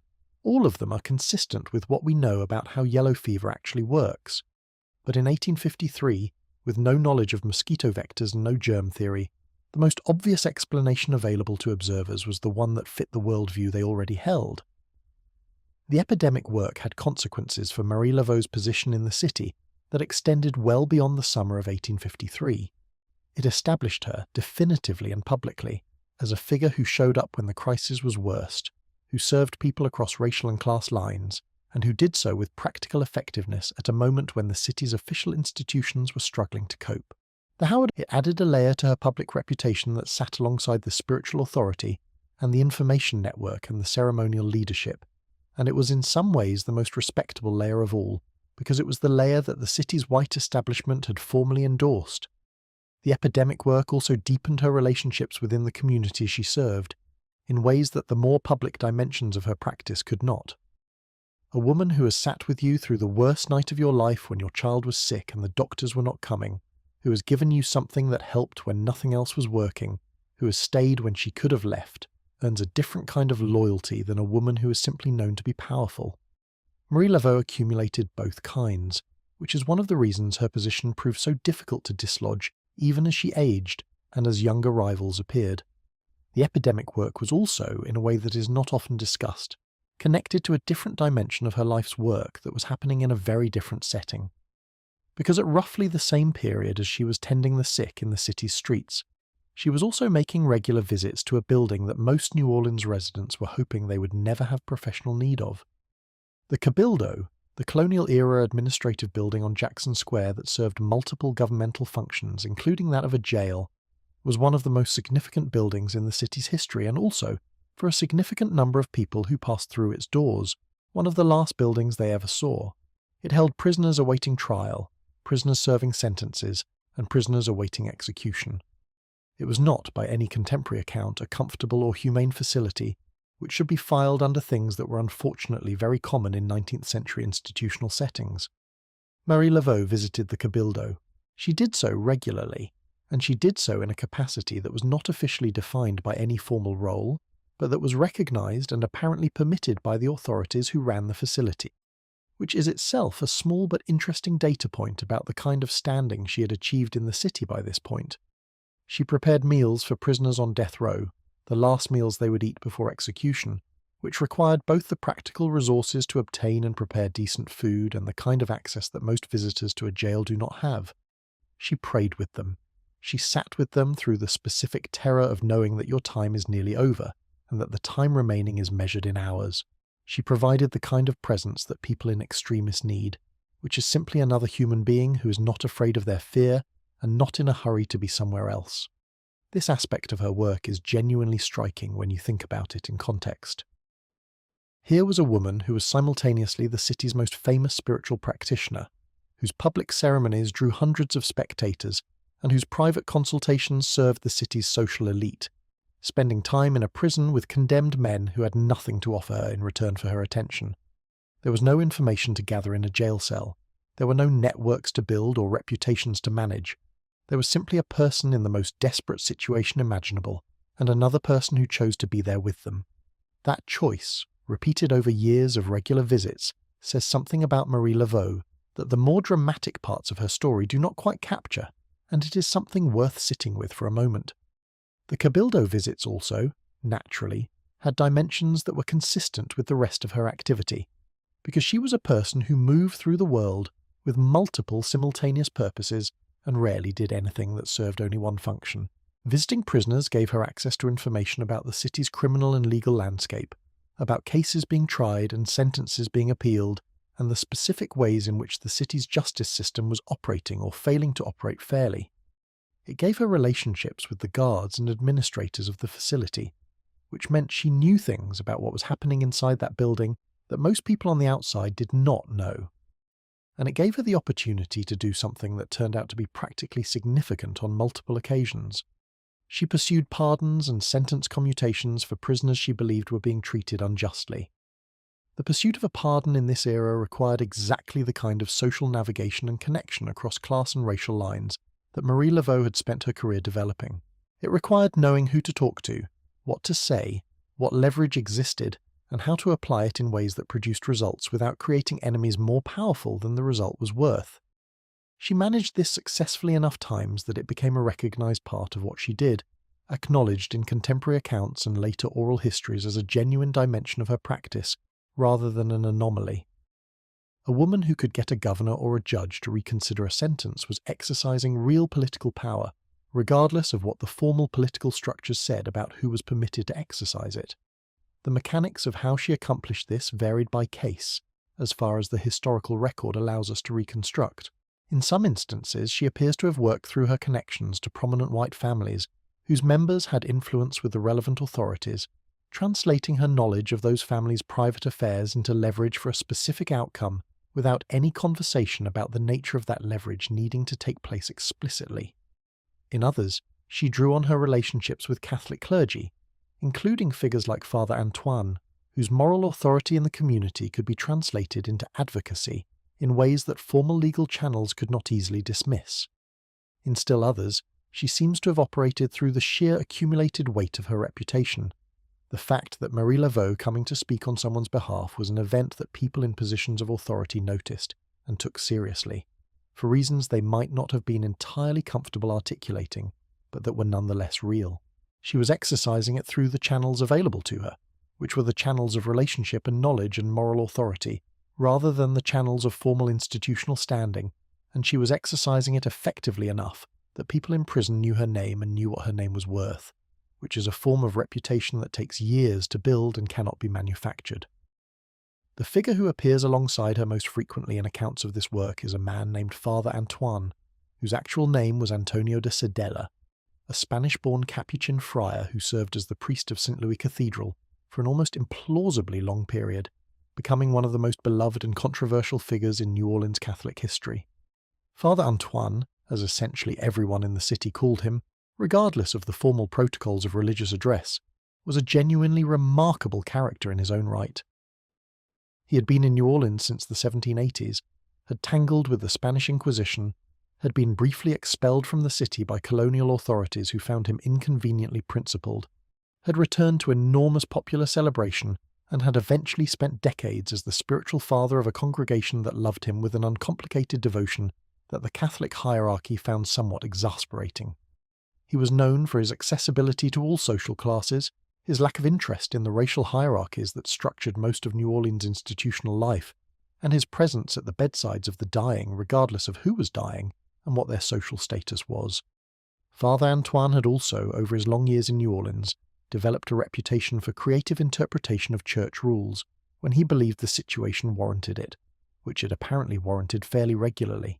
He married couples the church had declined to recognize, administered sacraments to people the hierarchy considered ineligible, and generally operated with the pastoral flexibility of a man who believed the point of the institution was to serve the people rather than the other way around, which is a position that tends to be popular with congregations and somewhat less popular with bishops. By the time he and Marie Laveau were regularly appearing at the same bedsides, he had been a fixture of the city's spiritual landscape for so long that he was effectively an institution himself, and institutions that have been operating long enough tend to develop their own rules that supersede the official ones. The relationship between Father Antoine and Marie Laveau is one of the more fascinating minor subplots in this entire story. They were, formally speaking, representatives of very different spiritual traditions whose relationship was at best complicated and at worst openly antagonistic. Catholic priests in this era were generally required to take a dim view of voodoo practice, and many of them did, vocally and consistently. Father Antoine appears to have held a different position, one that was more characteristic of his general approach to the messy human reality of his parish than of the formal doctrinal line. He and Marie Laveau were both frequently present at the bedsides of the dying, and the accounts that survive suggest they worked alongside each other in these settings with something closer to mutual respect than institutional hostility. What this looked like in practice, at a deathbed in New Orleans in the middle of the 19th century, would probably look unusual to a modern eye trained on either Catholic or Voodoo traditions in their more separated forms. A Capuchin priest administering last rites, a Voodoo practitioner preparing the dying person, and the space for the transition between the living world and the spiritual realm. Both of them operating from genuine conviction that what they were doing mattered, that the person dying deserved the best that human knowledge and spiritual practice could offer in that moment, and that the formal categories that made their traditions supposedly incompatible were less important than the specific human being in front of them who needed help. Whether Father Antoine understood it in those terms, or simply operated from his characteristic pragmatism about what actually served his congregation, is difficult to say from the available evidence. What can be said is that he did not object to her presence, and she did not object to his, and that the city noticed this and drew its own conclusions about what it meant. The coexistence of these two figures at the same deathbeds was not a theological statement, exactly, but it was a social statement of considerable significance in a city where the relationship between institutional Catholicism and Voodoo practice was officially one of incompatibility, and institutional Catholicism was officially the one with all the authority. The visible lack of conflict between them, repeated over years and multiple occasions, communicated something to the community they both served, that the spiritual world was large enough to contain multiple approaches, that the people who genuinely understood that world were not threatened by other people who genuinely understood it from a different angle, and that the practical business of accompanying human beings through the hardest moments of their lives was more important than the institutional arguments about whose credentials were valid. For Marie Laveau, the work in the Cabildo and at the deathbeds of the sick had a long-term consequence for her reputation that was qualitatively different from the consequences of her other activities. The information network made people cautious around her. The ceremonial authority made people recognize her as powerful. The epidemic relief work made people grateful. But the work with the dying and the condemned made people trust her in a different register entirely, the register of what you want present when everything else has been stripped away and there is nothing left to perform for. That kind of trust, once established, does not evaporate. It becomes part of the fabric of how a community understands a person, passed down in oral memory long after the specific occasions that generated it have been forgotten. The stories about Marie Laveau that survived among the communities she served were full of this dimension. The woman who came when she was needed, who stayed when it was hard, who did not make a distinction between the person whose help was useful to her and the person whose help was not useful at all. This portrait coexists with the more complicated and sometimes unflattering dimensions of her story. The political calculation, the information leverage, the management of rivals, the construction of mystique, all the things a woman needed to do to hold power in a world that had not designed a legitimate space for her to occupy it. Both portraits are true. Both are necessary for understanding who she actually was, rather than the simplified version that serves the purposes of either romanticization or dismissal. The woman who prepared last meals for condemned prisoners and the woman who built an intelligence network out of a hairdressing business were the same woman, operating from the same set of values and the same understanding of what mattered, in a world that required her to be practical, spiritual, strategic, and compassionate simultaneously, not as separate modes but as integrated facets of a single coherent self. This integration is, if anything, the most remarkable thing about her. Most people who build the kind of power Marie Laveau built do so by narrowing, by becoming more focused on the mechanisms of power and less interested in the human beings those mechanisms are supposed to serve. The accumulation of influence tends to create distance from the people who were its original reason. Marie Laveau, as far as the historical record shows, went in the opposite direction. The more powerful she became, the more dimensions of service she added. The hairdresser became the information broker, became the spiritual leader, became the epidemic nurse, became the prison chaplain, became the pardon seeker, became the figure sitting at the bedside of a dying stranger, at whatever hour of the night the need arose. Each of these roles extended rather than replaced the ones before it. The architecture of her life was additive in ways that most careers, in any field, are not. It suggests a person whose motivation was genuinely what it appeared to be. Not power for its own sake, but the specific things that power made possible, and the ongoing, expanding work of doing those things as thoroughly as her circumstances allowed. New Orleans, which was watching all of this with the particular attention it gives to people it has decided are interesting, was not yet done being surprised by her. There were rivals still to be faced, legal battles still to be won, and a question about who exactly this woman was going to be in the second half of her life that the city had not yet figured out how to answer. The answers, when they came, were not the ones that most people expected. And the first of those unexpected answers arrived in the form of a large wooden statue that appeared one morning in a courtyard on the wrong side of town, placed there by a woman who believed she'd found a way to take what Marie Laveau had built and simply claim it for herself. She had not thought this through quite as carefully as the situation required. The woman who arrived with the statue was named Rosalie, and she'd thought about this quite carefully. Or at least she had thought about it more carefully than most people who attempt to challenge and establish spiritual authority in a city that has very specific ideas about how such challenges are supposed to work and very long memories about how they have tended to go. She had a plan. The plan had a certain theatrical logic to it. It did not, ultimately, have Marie Laveau in it, which turned out to be its primary structural weakness. The challenge happened around 1850, which placed it at a specific and revealing moment in the broader arc of this story.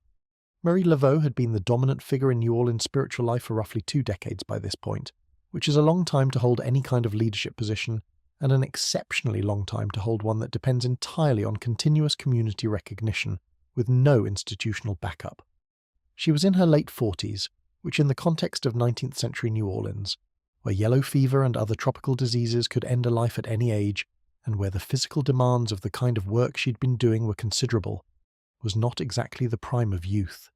Her position was real and well established, but the kind of position that has to be continuously re-earned never becomes fully secure simply because it has been held for a long time.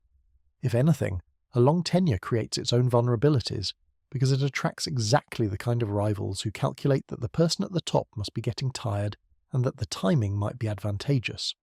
Rosalie was a free Creole woman with her own practice, her own following, and her own assessment of the current landscape of New Orleans spiritual authority. The assessment she'd arrived at was that the landscape was overdue for a change, and that she was the appropriate person to bring that change about. This was not an unreasonable conclusion to reach in the abstract. The Voodoo Queen system, as established earlier, was explicitly not a lifetime appointment. Authority could be claimed by anyone with the capability to claim it convincingly enough. What Rosalie seems to have miscalculated was the specific nature of what she was challenging, and the specific nature of the person she was challenging it from. Her method was the installation of a large carved wooden figure in the courtyard of her residence, a figure described in the accounts that survive as imposing, dark, and explicitly African in its style and symbolism. The choice of a physical object as the primary instrument of a challenge to spiritual authority was not random. In the tradition they were both operating within, ritual objects carried genuine spiritual weight. A sufficiently powerful object, properly activated through the right ceremonies, was understood to be a real force in the world, not a symbol of force but an actual concentration of it. By installing such an object conspicuously in her courtyard and conducting ceremonies around it, Rosalie was making a statement that operated on multiple levels simultaneously. She was claiming the kind of spiritual connection that the object represented. She was announcing publicly that her practice was operating at a level of power that could be materially demonstrated. And she was implicitly positioning herself as a figure whose authority was backed by African spiritual tradition in its most direct and unmediated form, which was a specific kind of claim in a tradition where the authenticity and depth of one's connection to that tradition was a primary source of credibility. The visibility of the installation mattered as much as the installation itself. She did not hide the statue in a back room where only initiates would see it. She placed it where neighbours could see it, where the community could observe the ceremonies she conducted around it, where the news of its presence would travel through the networks that news travelled through in New Orleans, which were fast and thorough and reached most of the people who needed to know about developments in the spiritual community within days, if not hours.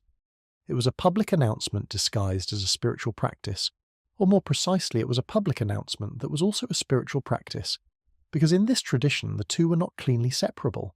She wanted people to know that there was another woman in New Orleans whose connection to power was materially real and publicly displayed, and she succeeded in communicating that, though not in the way she had intended. It was, in other words, a fairly sophisticated move. The problem was that it was a move being made against someone who had spent 20-odd years becoming very good at exactly this kind of situation. Marie Laveau's response to the statue was direct in a way that must have been both surprising and, in retrospect, entirely characteristic. She took it. The precise details of how this acquisition occurred are described in different ways in different accounts, with the versions ranging from a quiet removal in the night to a more confrontational daytime intervention, and the truth is that the historical record does not allow us to say with confidence exactly which version is more accurate. One account has her arriving with several associates and removing the statue in full daylight with the matter-of-fact manner of someone collecting a misplaced piece of furniture that happened to belong to them. Another has the removal happening overnight with considerably more discretion, which would be consistent with the general principle that the less publicity a sensitive operation generates, the better. What can be said with confidence is that the statue ended up in Marie Laveau's possession, which was the outcome that mattered from a practical standpoint, and that Rosalie discovered the absence sometime later and did not take it well. Rosalie unsurprisingly objected to this development.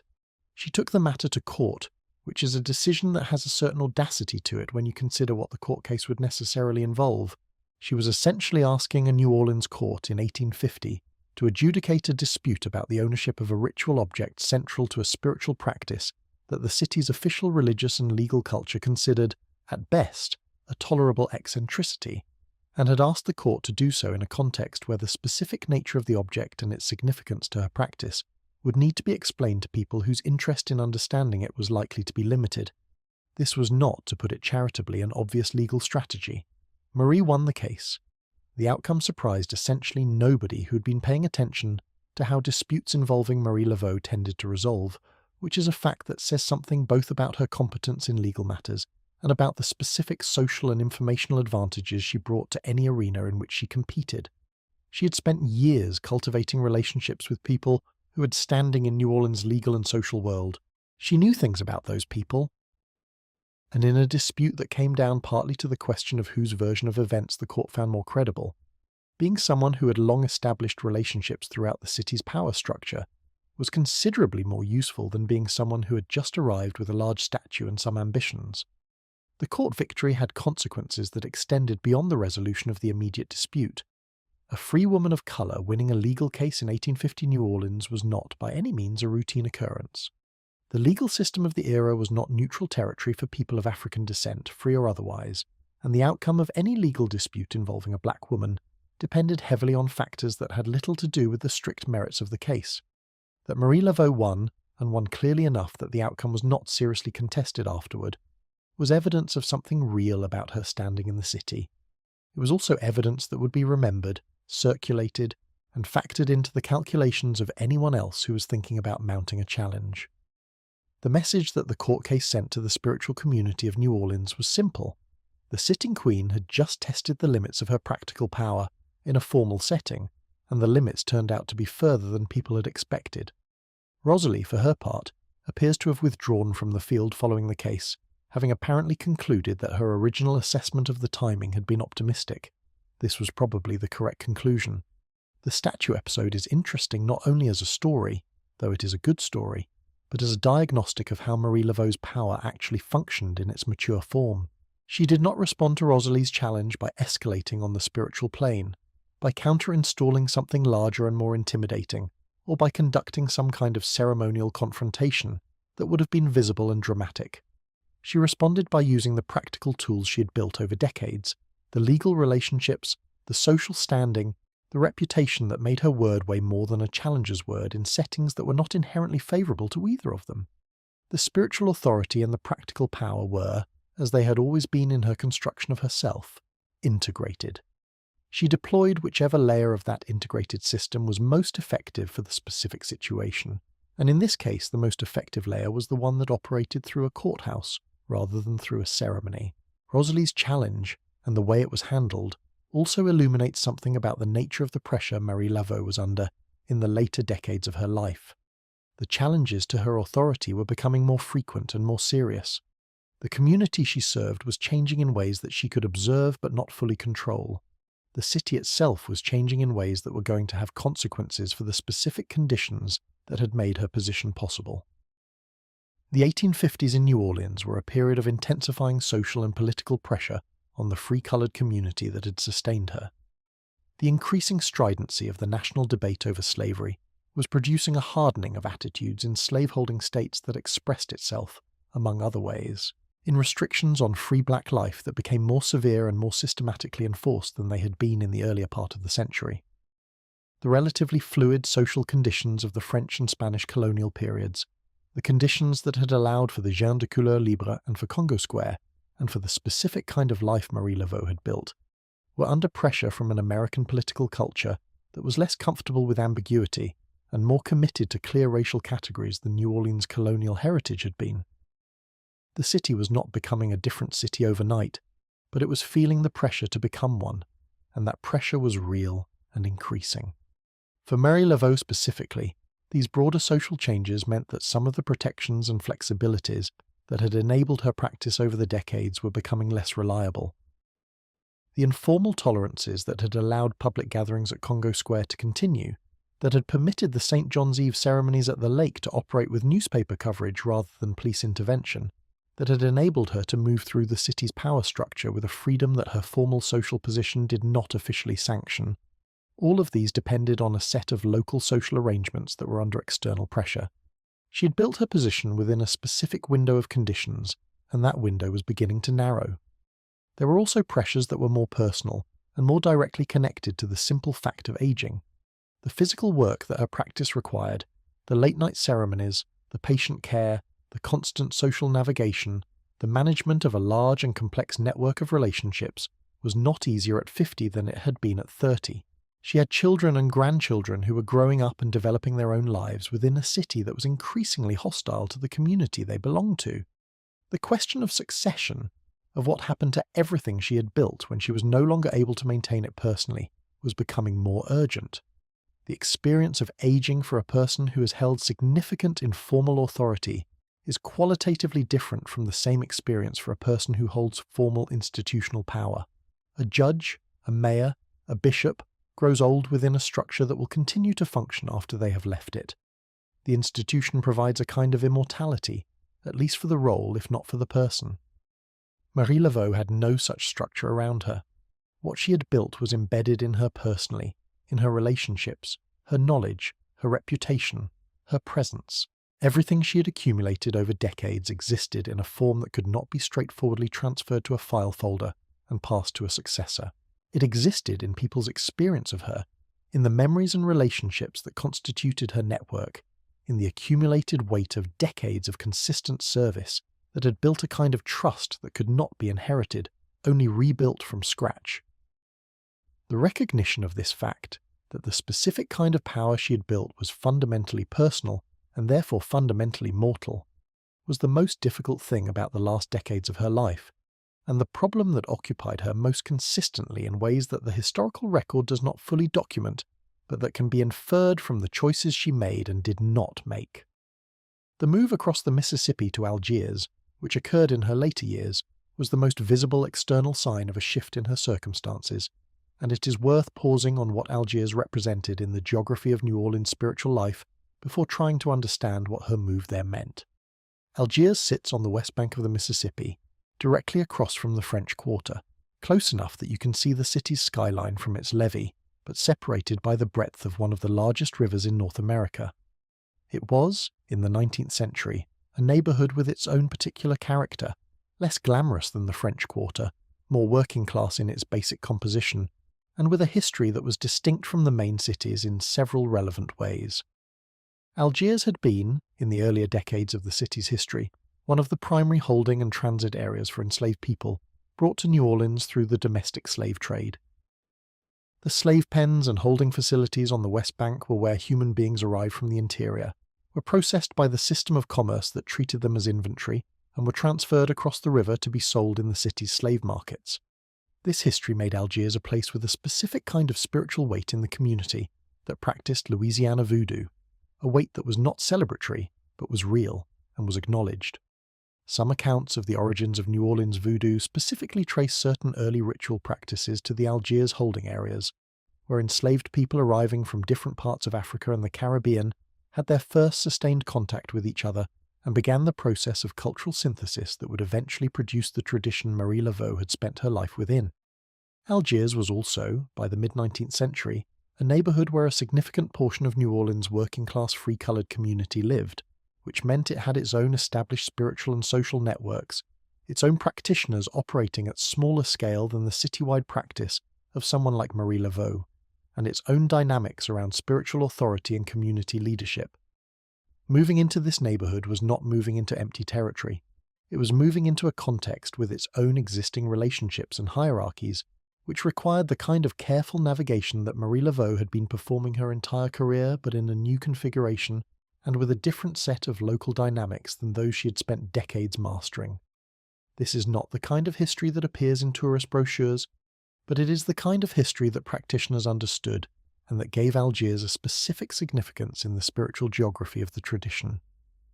Moving practice, there was not simply retreating to a less prestigious neighbourhood.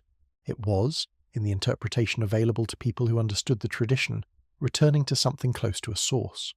Whether Marie Laveau understood her own move in those terms is impossible to say. What is documentable is that she continued practicing in Algiers and that the move did not immediately signal the end of her influence, even if it marked a change in its character and scope. The change in character was real, though. The three-venue architecture of her practice at its height, the St. Anne Street House, Congo Square, and the lakeside ceremonies, had given her simultaneous presence in multiple registers of the city's life. In Algiers, the radius of her operation contracted. She was no longer at the geographic and social centre of New Orleans in the same way. The people who came to her had to make a deliberate trip across the river, which was not a casual undertaking, and which meant that the casual or ambivalent clients, the people who came partly out of curiosity or social fashion, were less likely to make the journey. What remained was the core, the people who came because they genuinely needed what she had to offer, which was in some ways a purer practice and in other ways a diminished one.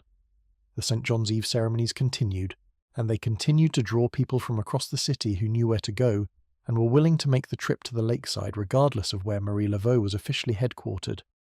The lakeside ceremonies had their own momentum by this point, their own established place in the city's ritual calendar, and they did not depend on her being physically located in any particular neighbourhood to maintain their significance.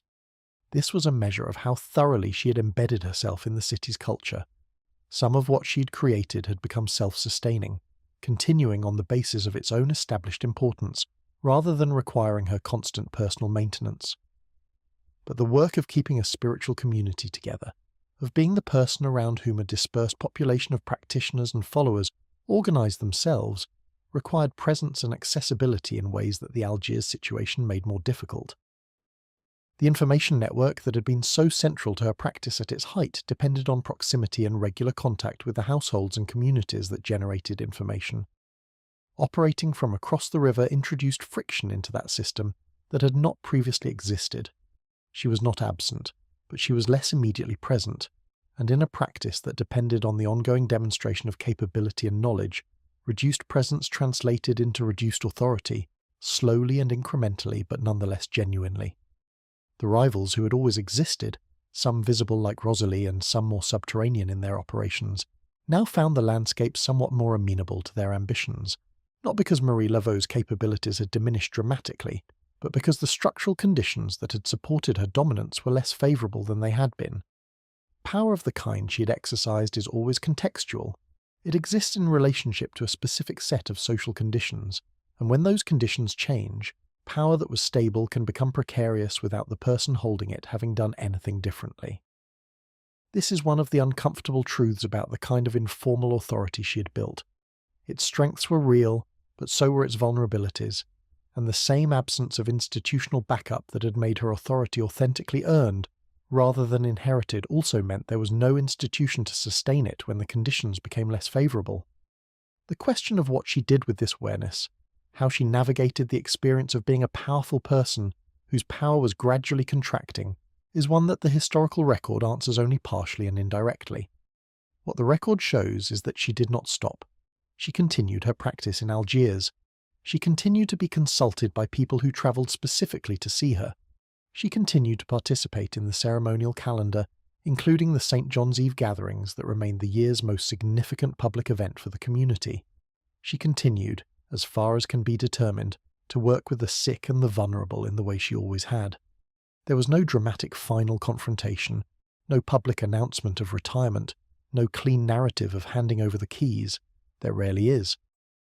What there was, increasingly, was a daughter who bore her name, and who was already, by the time the mother's powers were visibly declining, operating in her own right as a practitioner and community figure. The daughter, also called Marie Laveau, will be the subject of her own chapter because her story deserves and requires its own space, and also because the relationship between these two women is one of the most genuinely complicated things in this entire complicated story. For now, it is enough to note that the presence of an heir who carried the same name introduced a new kind of ambiguity into the public perception of Marie Laveau as a single figure, an ambiguity that the mother did not exactly discourage, and that had consequences that neither of them could have fully anticipated. The city, for its part, was doing what cities do with powerful people who are aging. It was simultaneously beginning to mythologize her, and beginning to speculate about the succession. Journalists who had spent years writing about the Voodoo Queen of New Orleans, with various degrees of accuracy and goodwill, began to notice that the question of continuity was in the air.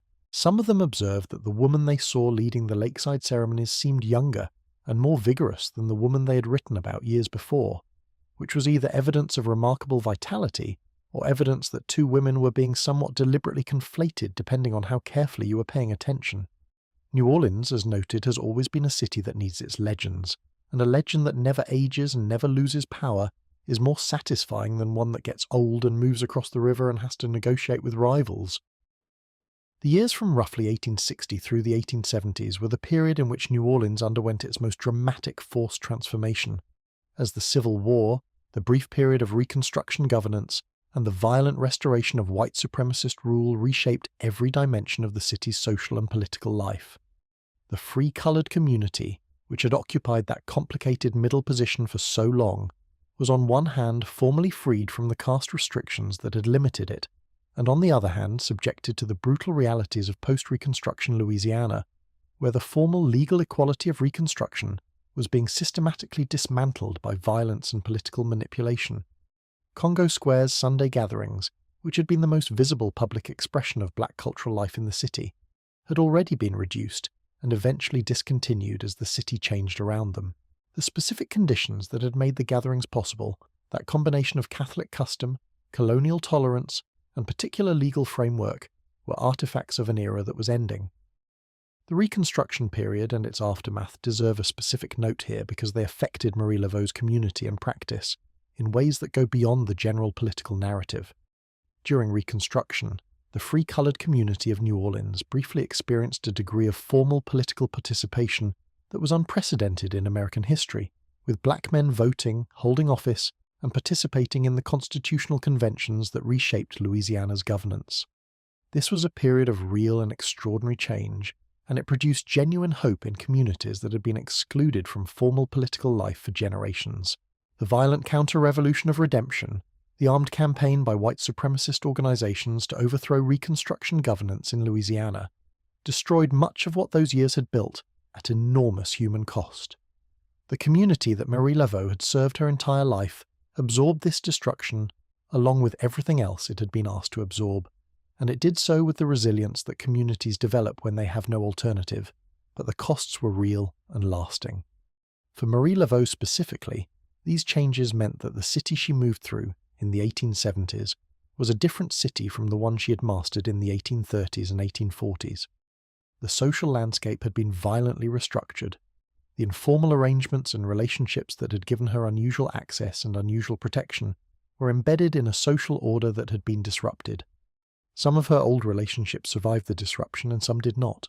The work continued, but it continued in a changed and more difficult environment than the one in which she had built her practice. For Marie Laveau, whose entire life's work had been built within and around those conditions, the changes of this period represented something more than personal difficulty. They represented the erosion of the specific world that had made her possible. She had not built her power in a vacuum. She had built it in a particular city at a particular historical moment, and as that moment passed, the structures she had built within it did not all survive the transition. Some of what she had created was embedded deeply enough in the community's life that it would persist. Some of it was more dependent on the specific conditions that were now disappearing. The ceremonies continued in modified forms. The healing work continued. The pastoral presence at moments of crisis continued. But the combination of spiritual, social, commercial, and political authority that had made her uniquely powerful in the middle decades of the century was not fully reproducible in the conditions of the 1870s, and she appears to have understood this without quite being able to stop it, which is the specific and uncomfortable position of someone who has built something large enough to outlast the conditions that made it possible.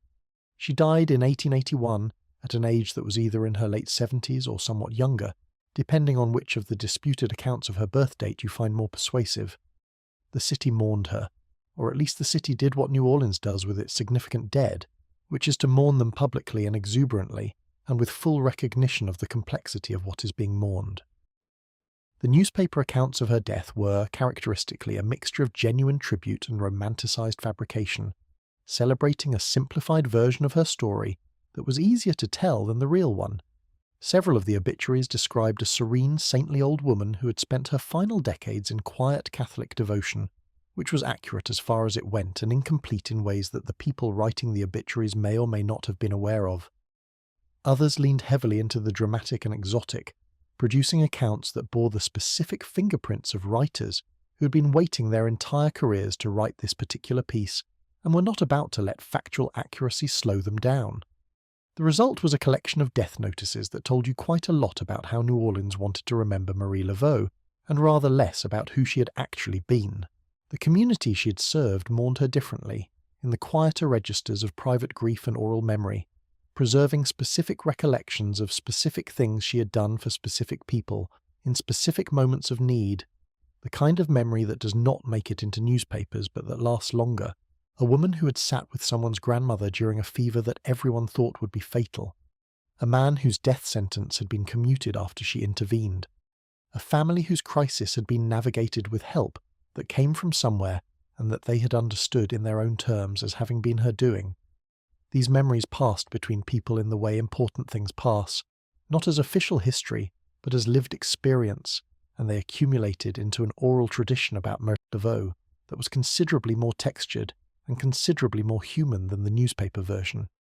Those memories, and the newspaper accounts, and the ceremonies that continued at the lake without her leading them, and the grave that became a site of ongoing pilgrimage, and the daughter who kept practicing under the same name, all of these things fed into the legend that was already forming before she was fully cold.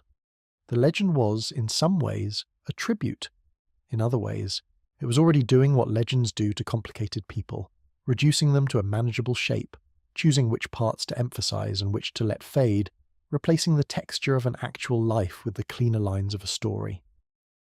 The next chapter of this is about what that process looked like, and what it cost, and what it has taken scholars and community members generations to begin to recover.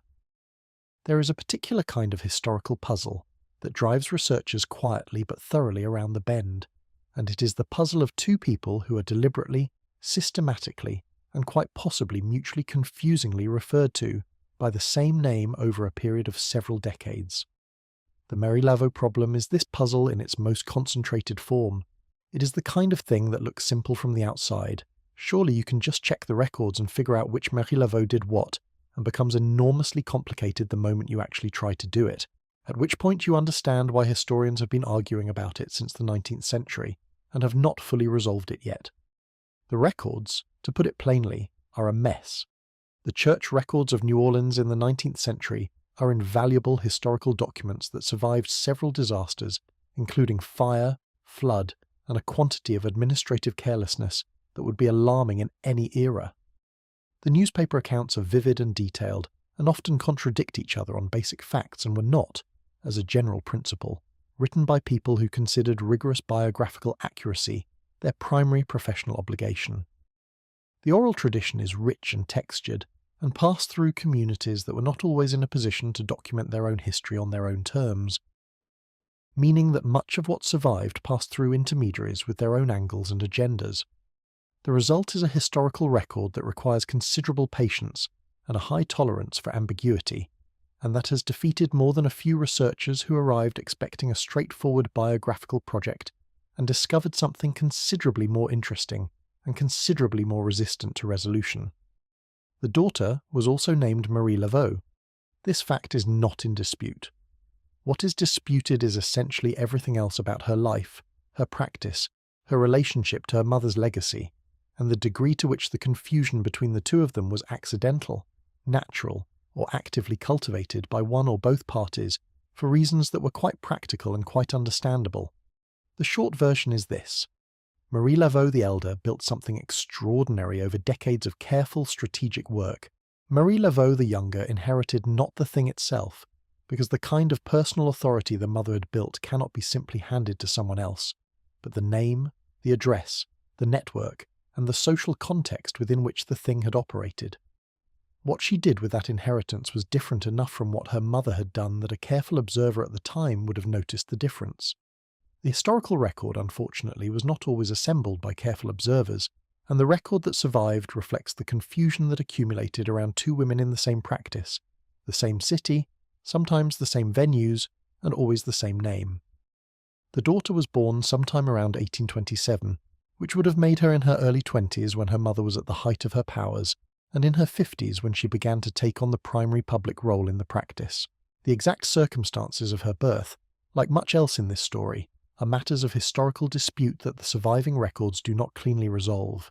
What is reasonably clear is that she grew up within her mother's world, observed its operations from the inside, developed her own capabilities within the tradition, and eventually emerged as a practitioner in her own right at a moment when the question of succession was becoming increasingly pressing for the older woman. The relationship between the two during this transition period is one of the more fascinating and more opaque aspects of the whole story. The mother had spent her career building a system of authority that was deeply personal, deeply embedded in her own knowledge and relationships and reputation, and therefore fundamentally difficult to transfer. The daughter could not simply inherit the information network because the information network ran on trust, built through decades of specific interactions, and the newer woman had not had those decades. She could not simply inherit the spiritual authority because that authority rested on demonstrated capability and community recognition that the community had to extend to her on her own merits, rather than on the basis of her mother's. She could inherit the name, the physical space, the established clientele, and the ceremonial calendar. And that, it turned out, was not nothing. It was actually quite a lot when handled strategically. The strategy that appears to have developed, whether through explicit coordination between the two women or through the organic logic of the situation finding its own form, was one of deliberate ambiguity. The daughter operated under the same name in the same general sphere, conducting ceremonies, receiving clients, maintaining the public presence that the position required, without the relationship between her activities and her mother's being made explicitly clear to the outside world. When journalists wrote about Marie Laveau doing something in the 1860s or 1870s, they often did not specify which Marie Laveau they were describing, because they often did not know, and sometimes because they were not sure their readers would care about the distinction in a story whose appeal lay largely in the figure's seeming continuity and permanence.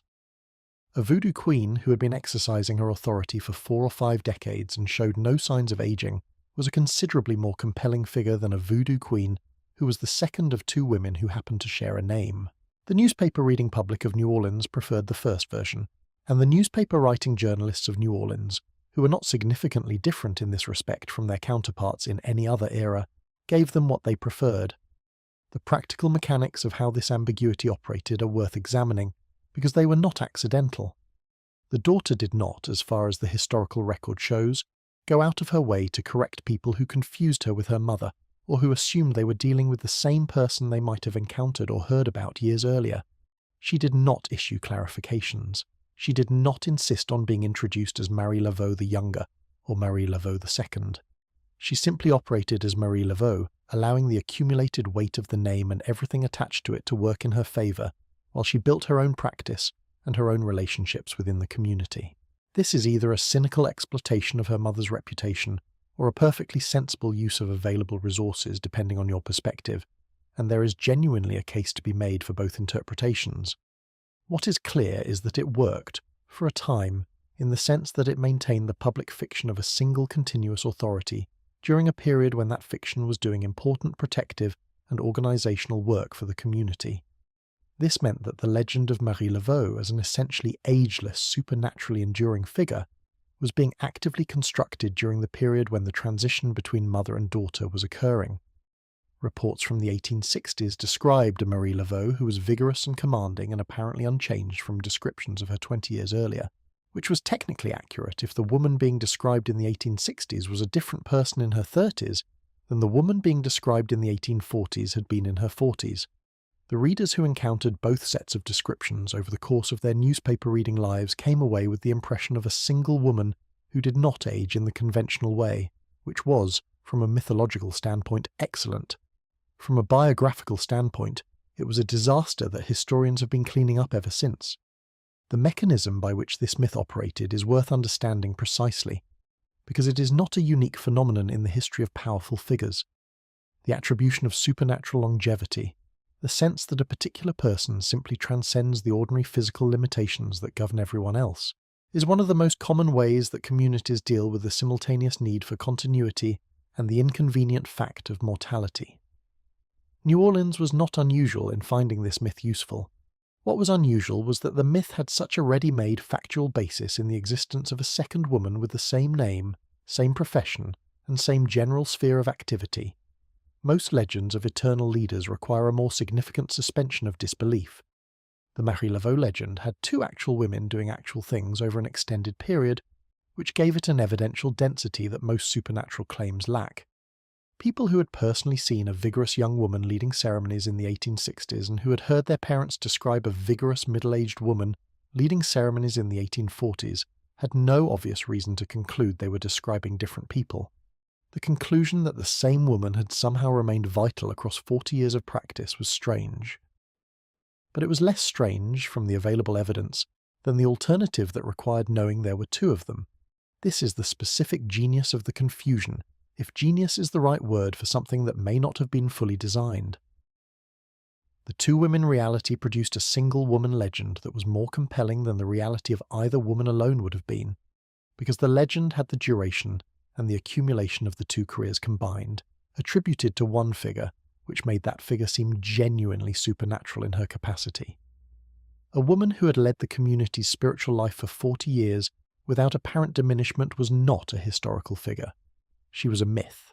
And myths are more powerful than historical figures in certain important respects, because myths are not subject to the limitations that make historical figures complicated and disappointing. The daughter's style of practice was sufficiently different from her mother's that the difference should, in principle, have been easier to track than it turned out to be. Where the mother had been essentially an integrator, someone who brought together multiple streams of practice and multiple communities into a coherent whole through the force of her specific capabilities and relationships, the daughter was more explicitly a performer, in the best sense of that word. She understood ceremony as spectacle as well as spiritual practice, and she cultivated the spectacle with a deliberateness and a flair that her mother, whose public ceremonies had been somewhat more focused on the community participants than on outside observers, had not emphasized to the same degree. The venue that became most associated with the daughter's practice was Bayou St. John, which flows through what is now the mid-city neighborhood of New Orleans, before emptying into Lake Pontchartrain.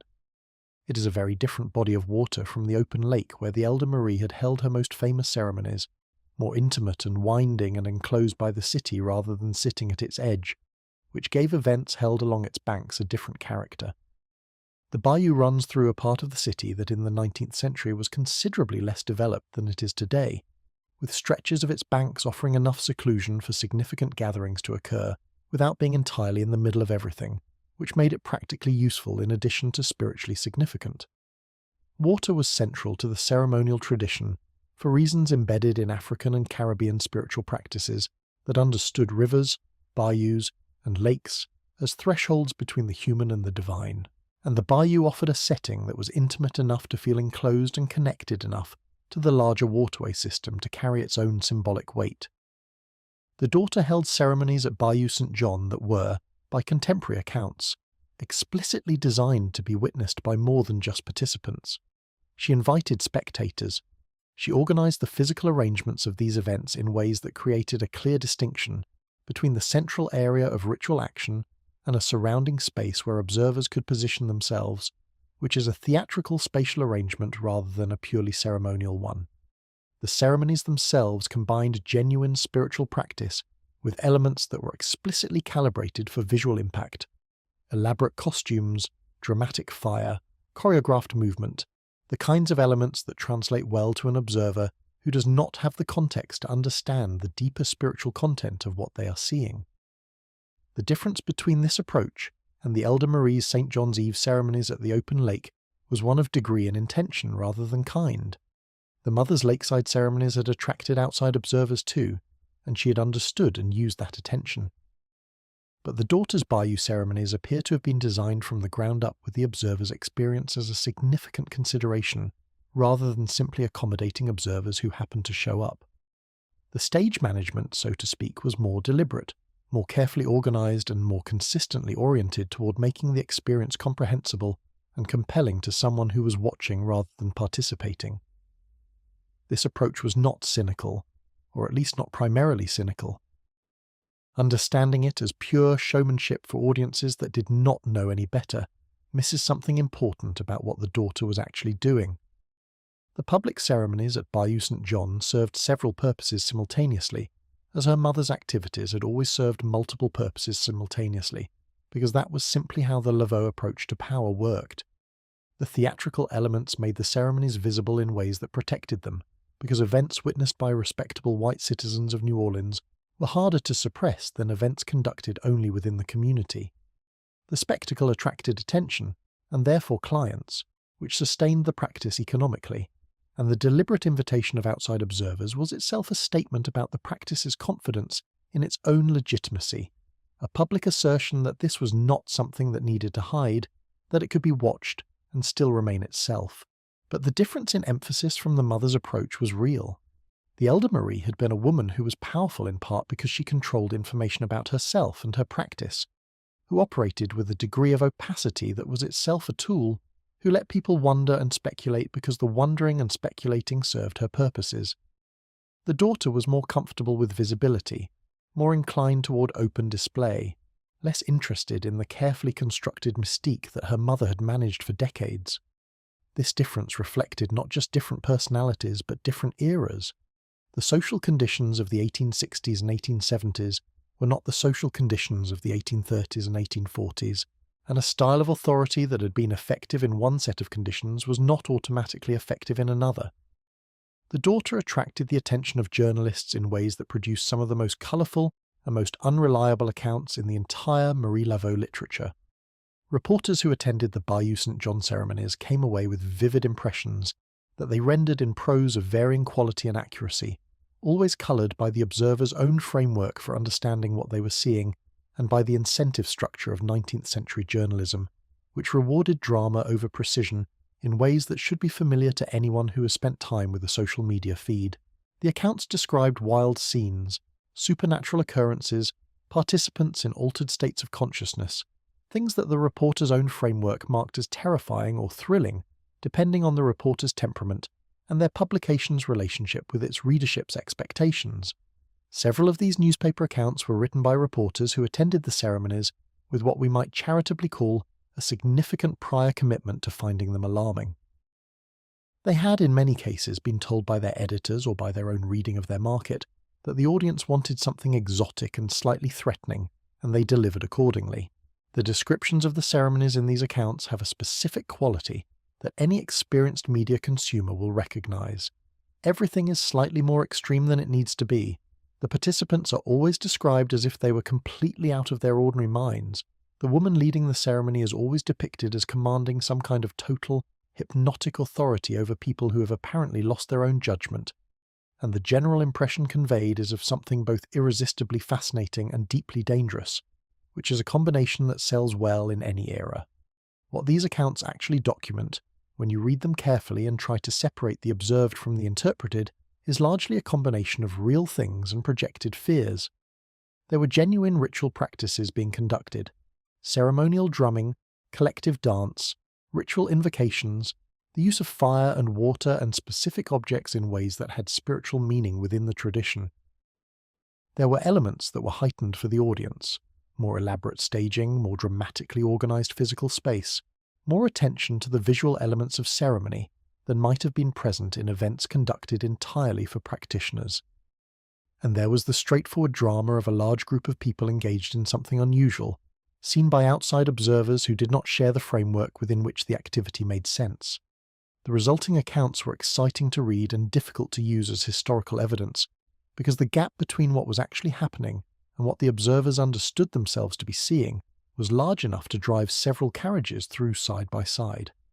The problem for historians working on this material is that many of these accounts became the primary sources for the popular legend of Marie Laveau, and the popular legend did not carefully distinguish between which ceremonies had been organized by the mother and which by the daughter. The accounts from the 1840s and the accounts from the 1870s were all filed under the same name, and often described with similar language, producing a narrative of a single extraordinary figure who had apparently been at the center of New Orleans spiritual life for 40 or 50 years without any visible aging or diminishment of capacity. This narrative is not historically accurate.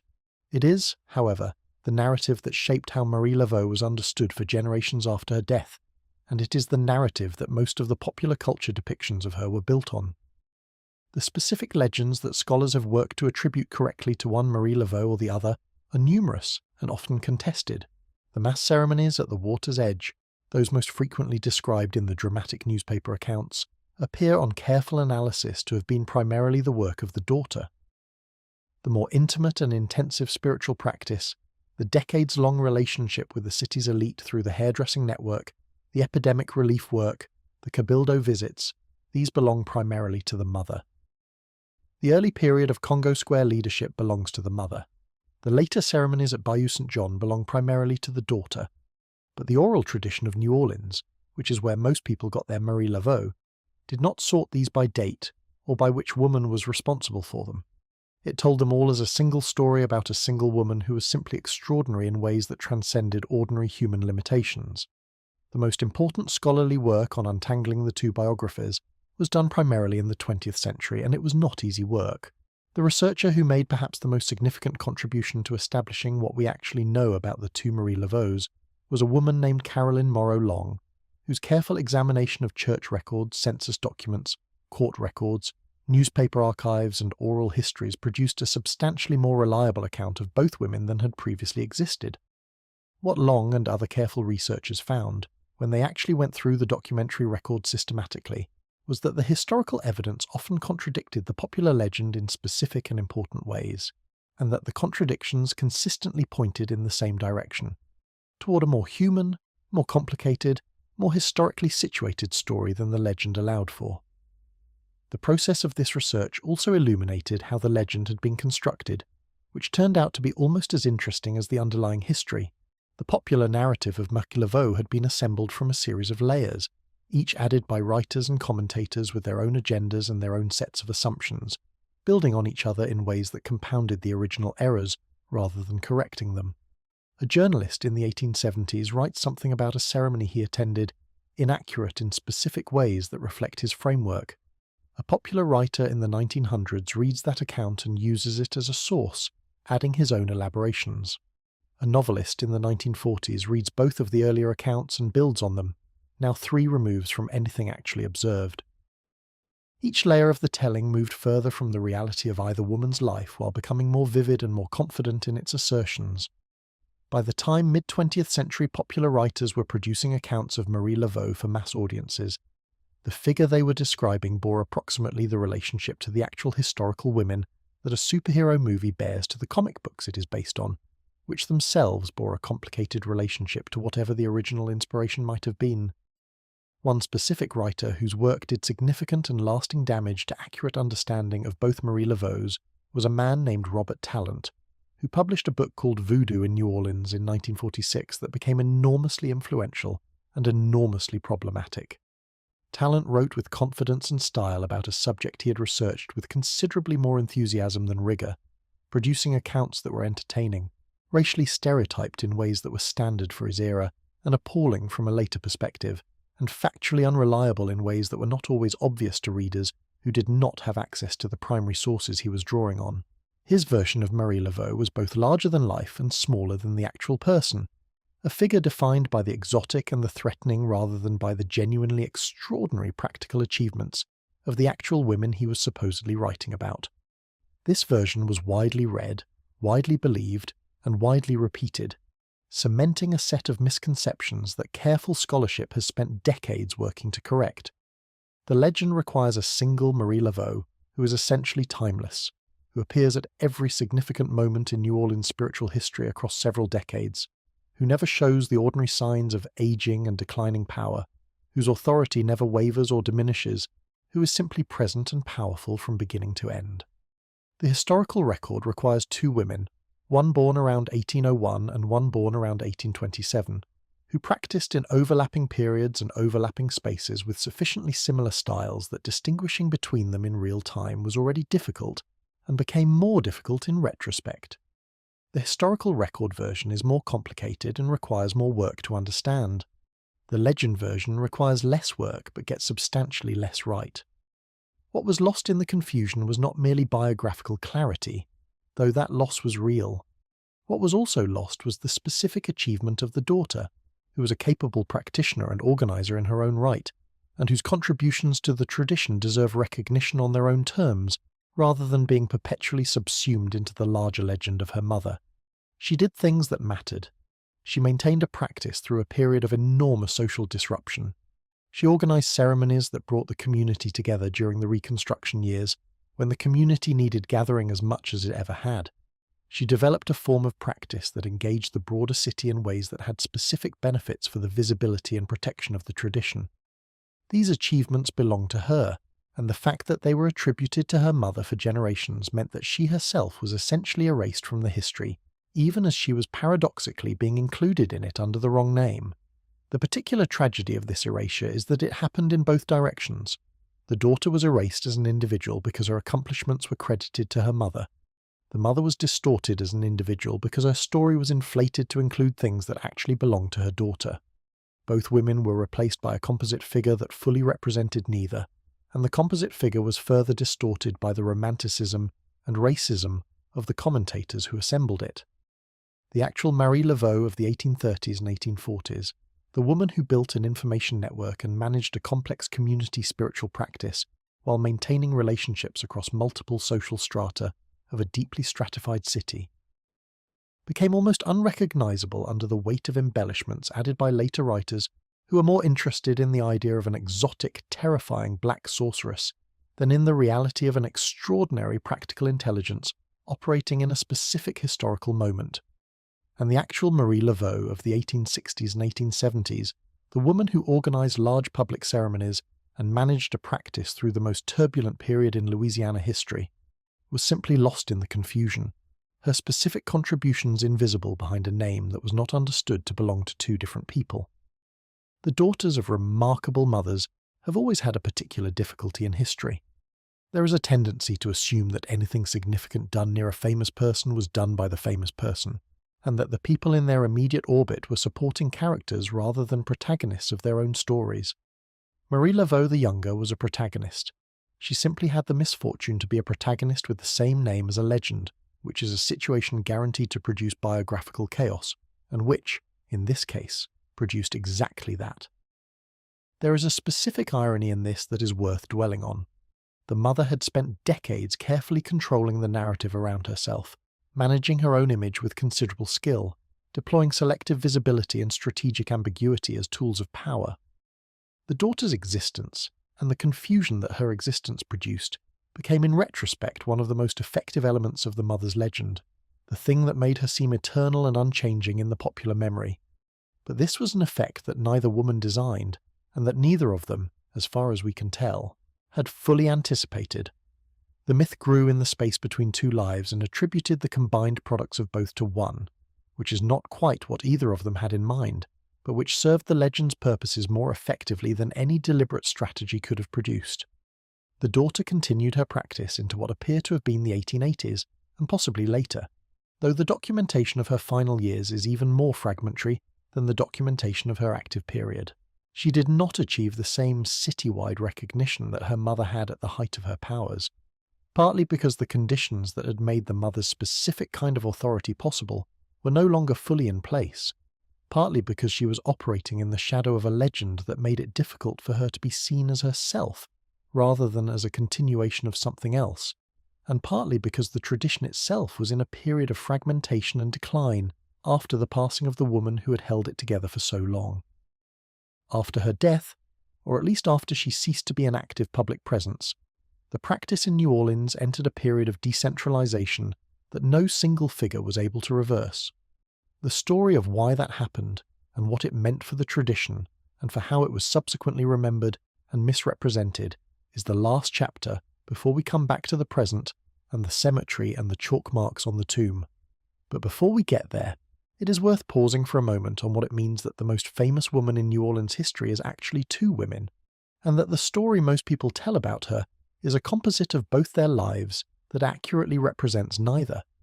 It means that what got remembered was the legend and what got forgotten was the reality, which is approximately the opposite of what should happen to a person who spent her entire life making real things happen in the world.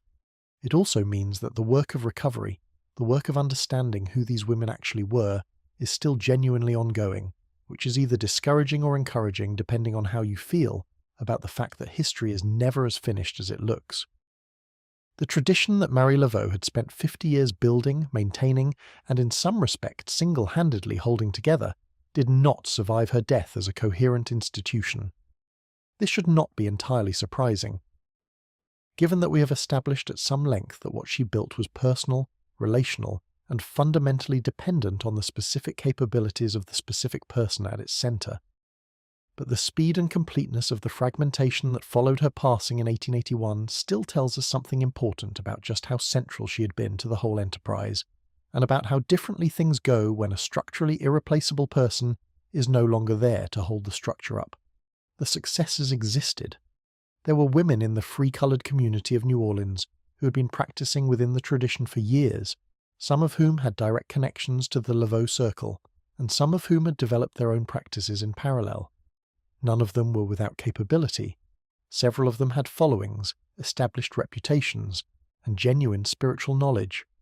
What none of them had was the specific combination of factors that had made Marie Laveau's authority city-wide rather than neighbourhood-wide, that had allowed her to operate simultaneously across the social spectrum from the wealthiest white Creole households to the most marginalised communities of the city, that had given her information and access and protection that no one else in her position had ever managed to accumulate to the same degree.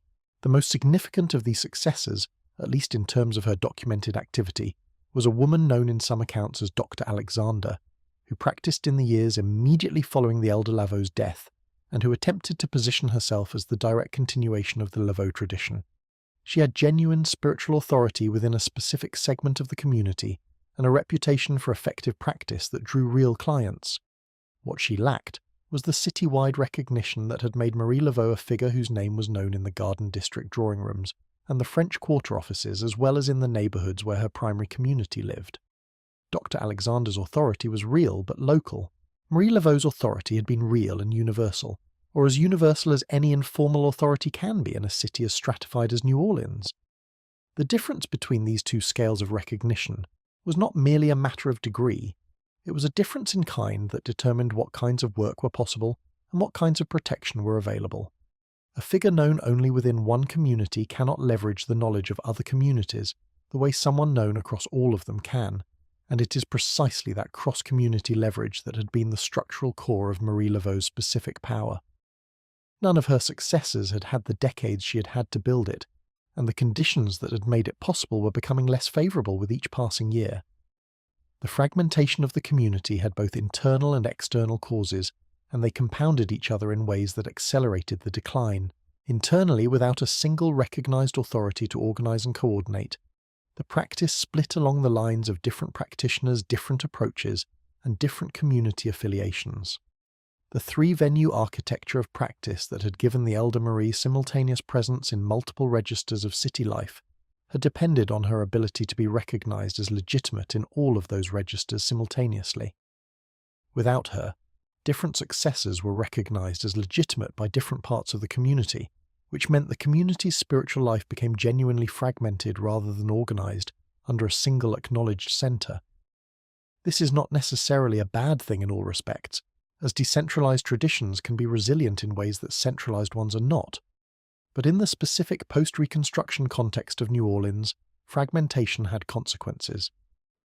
The external pressure was more organised and more systematic than anything the tradition had faced during Marie Laveau's lifetime, and it came from a specific set of actors with specific motivations.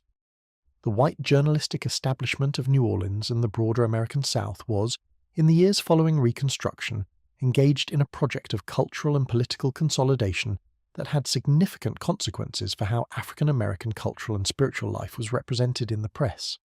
The violent overthrow of Reconstruction governance, which had briefly given black men in Louisiana genuine political participation, was followed by a cultural project of delegitimization designed to make the restoration of white supremacist rule seem natural and inevitable. Part of this cultural project involved the systematic portrayal of African American spiritual and cultural traditions as primitive, dangerous, and incompatible with civilized society, which served the political purpose of justifying the legal and social restrictions being imposed, and the political purpose of discouraging the kind of organized community life that had sustained the Reconstruction-era political gains. The targeting of voodoo in this context was not coincidental. A spiritual tradition that had historically served as a source of community organization, collective identity, and alternative authority for a population the dominant society was trying to control was precisely the kind of thing that the post-Reconstruction Southern press had political incentives to undermine. The reframing of voodoo as black magic, as a primitive and dangerous practice incompatible with Christian civilization, as something to be feared and suppressed rather than understood, was not simply ignorance or prejudice, though there was plenty of both. It was a cultural weapon deployed in a political conflict, and it was effective in ways that outlasted the specific political moment that produced it. The newspaper accounts of voodoo that circulated in the 1880s and 1890s were qualitatively different from the accounts that had appeared during Marie Laveau's lifetime. The earlier accounts, as discussed previously, had been coloured by exoticism and occasional racism, but had generally been written by people who had at least attended events and were describing something they had actually observed, however inadequately. The later accounts were more likely to be composed at a remove from actual practice, drawing on rumour, hearsay, and the imagination of writers who had specific incentives to make their subjects sound as threatening as possible. The language shifted from fascination to alarm, from curious observation to urgent warning, from a complicated mix of responses to a simple and unified message: this is dangerous, this is uncivilized, this should not be permitted. The legal dimension followed the journalistic one, as it often does when a sustained campaign of cultural delegitimization provides the political cover for formal suppression. The late 19th and early 20th centuries saw increasing legal restrictions on voodoo practice in Louisiana, targeting the commercial and public dimensions of the tradition specifically.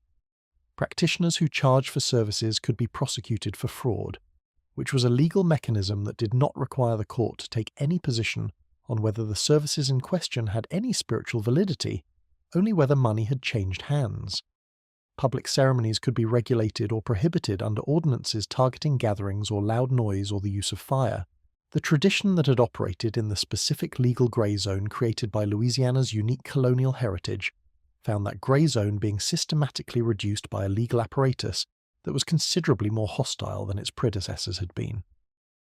The irony of this legal suppression, which the people enforcing it were presumably not pausing to appreciate, was that the same city that had once formally requested Marie Laveau's assistance during an epidemic and had officially documented her contribution to the survival of its citizens was now in the business of prosecuting her successors for practicing the same tradition.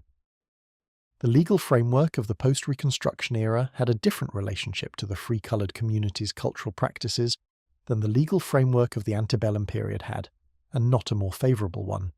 The specific conditions of New Orleans' colonial heritage that had created the grey zones within which the tradition had developed and flourished were being replaced by a more uniform American legal culture that had considerably less tolerance for ambiguity and considerably more enthusiasm for clear racial and cultural hierarchies. What had once been tolerated, regulated, and occasionally officially utilised was now simply illegal, or at least sufficiently legally precarious that public practice became genuinely risky in ways it had not been a generation earlier.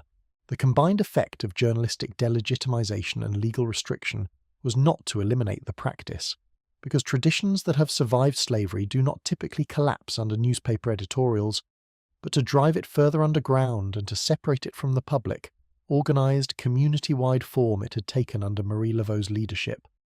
The Sunday gatherings at Congo Square had already ended, as noted during the transition years between her active period and the period of fragmentation.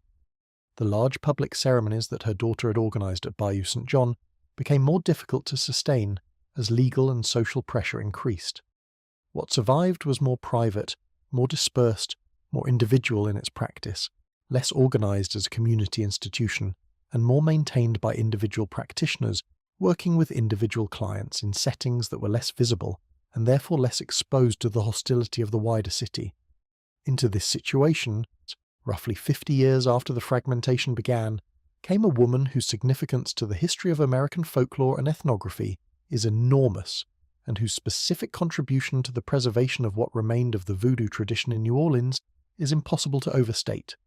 Zora Neale Hurston was a Florida-born writer, folklorist, and anthropologist who had studied with Franz Boas at Columbia University, which placed her at the centre of the emerging discipline of cultural anthropology at a moment when that discipline was genuinely changing how educated Americans thought about culture, race, and human diversity.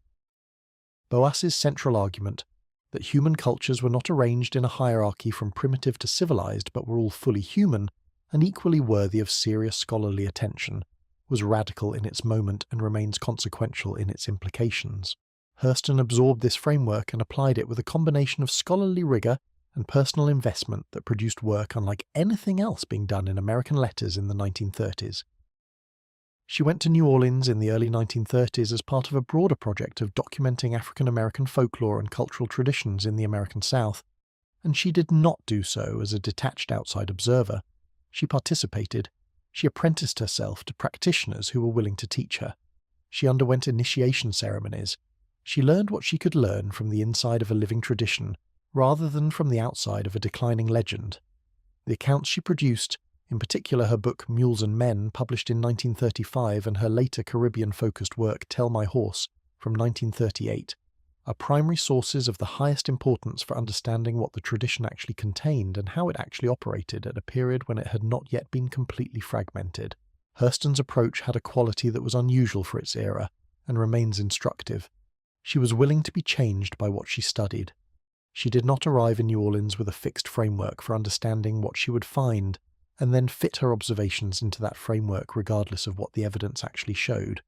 She arrived with genuine curiosity, genuine respect, and a genuine openness to the possibility that what she was encountering was more complex, more sophisticated, and more worthy of serious attention than the mainstream culture of her era was prepared to admit.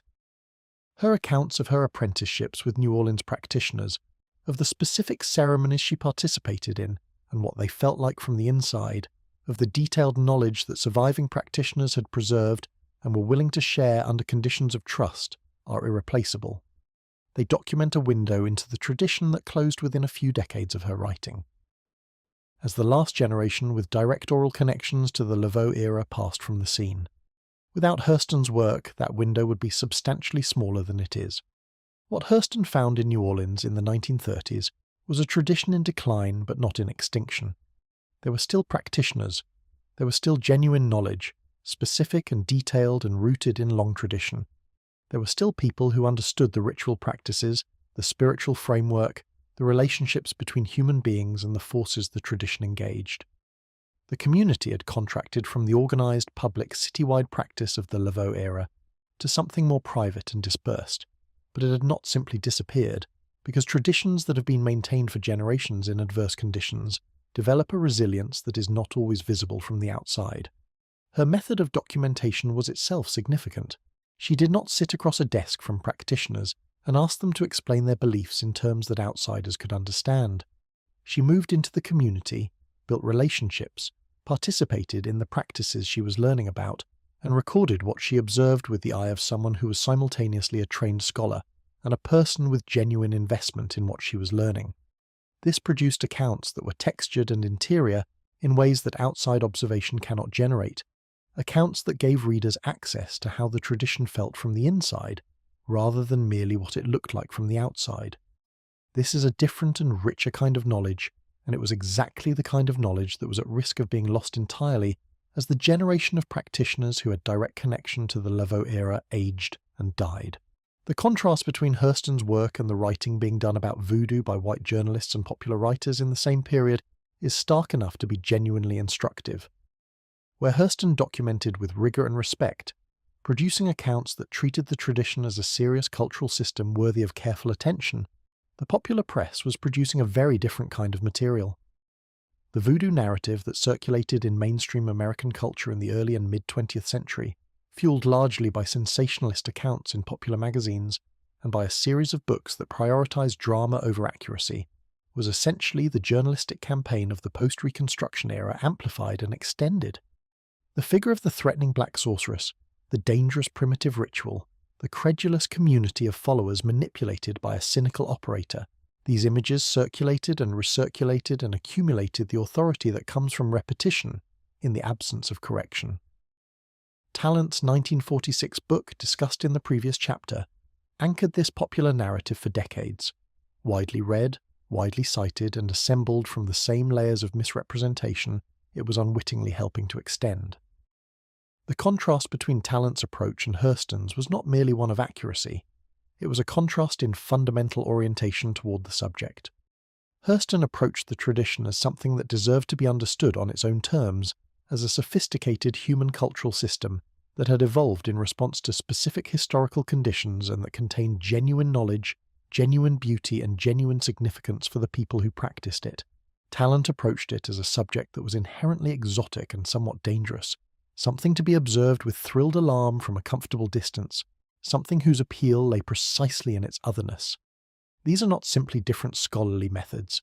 They are different moral stances toward the people being described, and the difference in moral stance produced radically different kinds of accounts.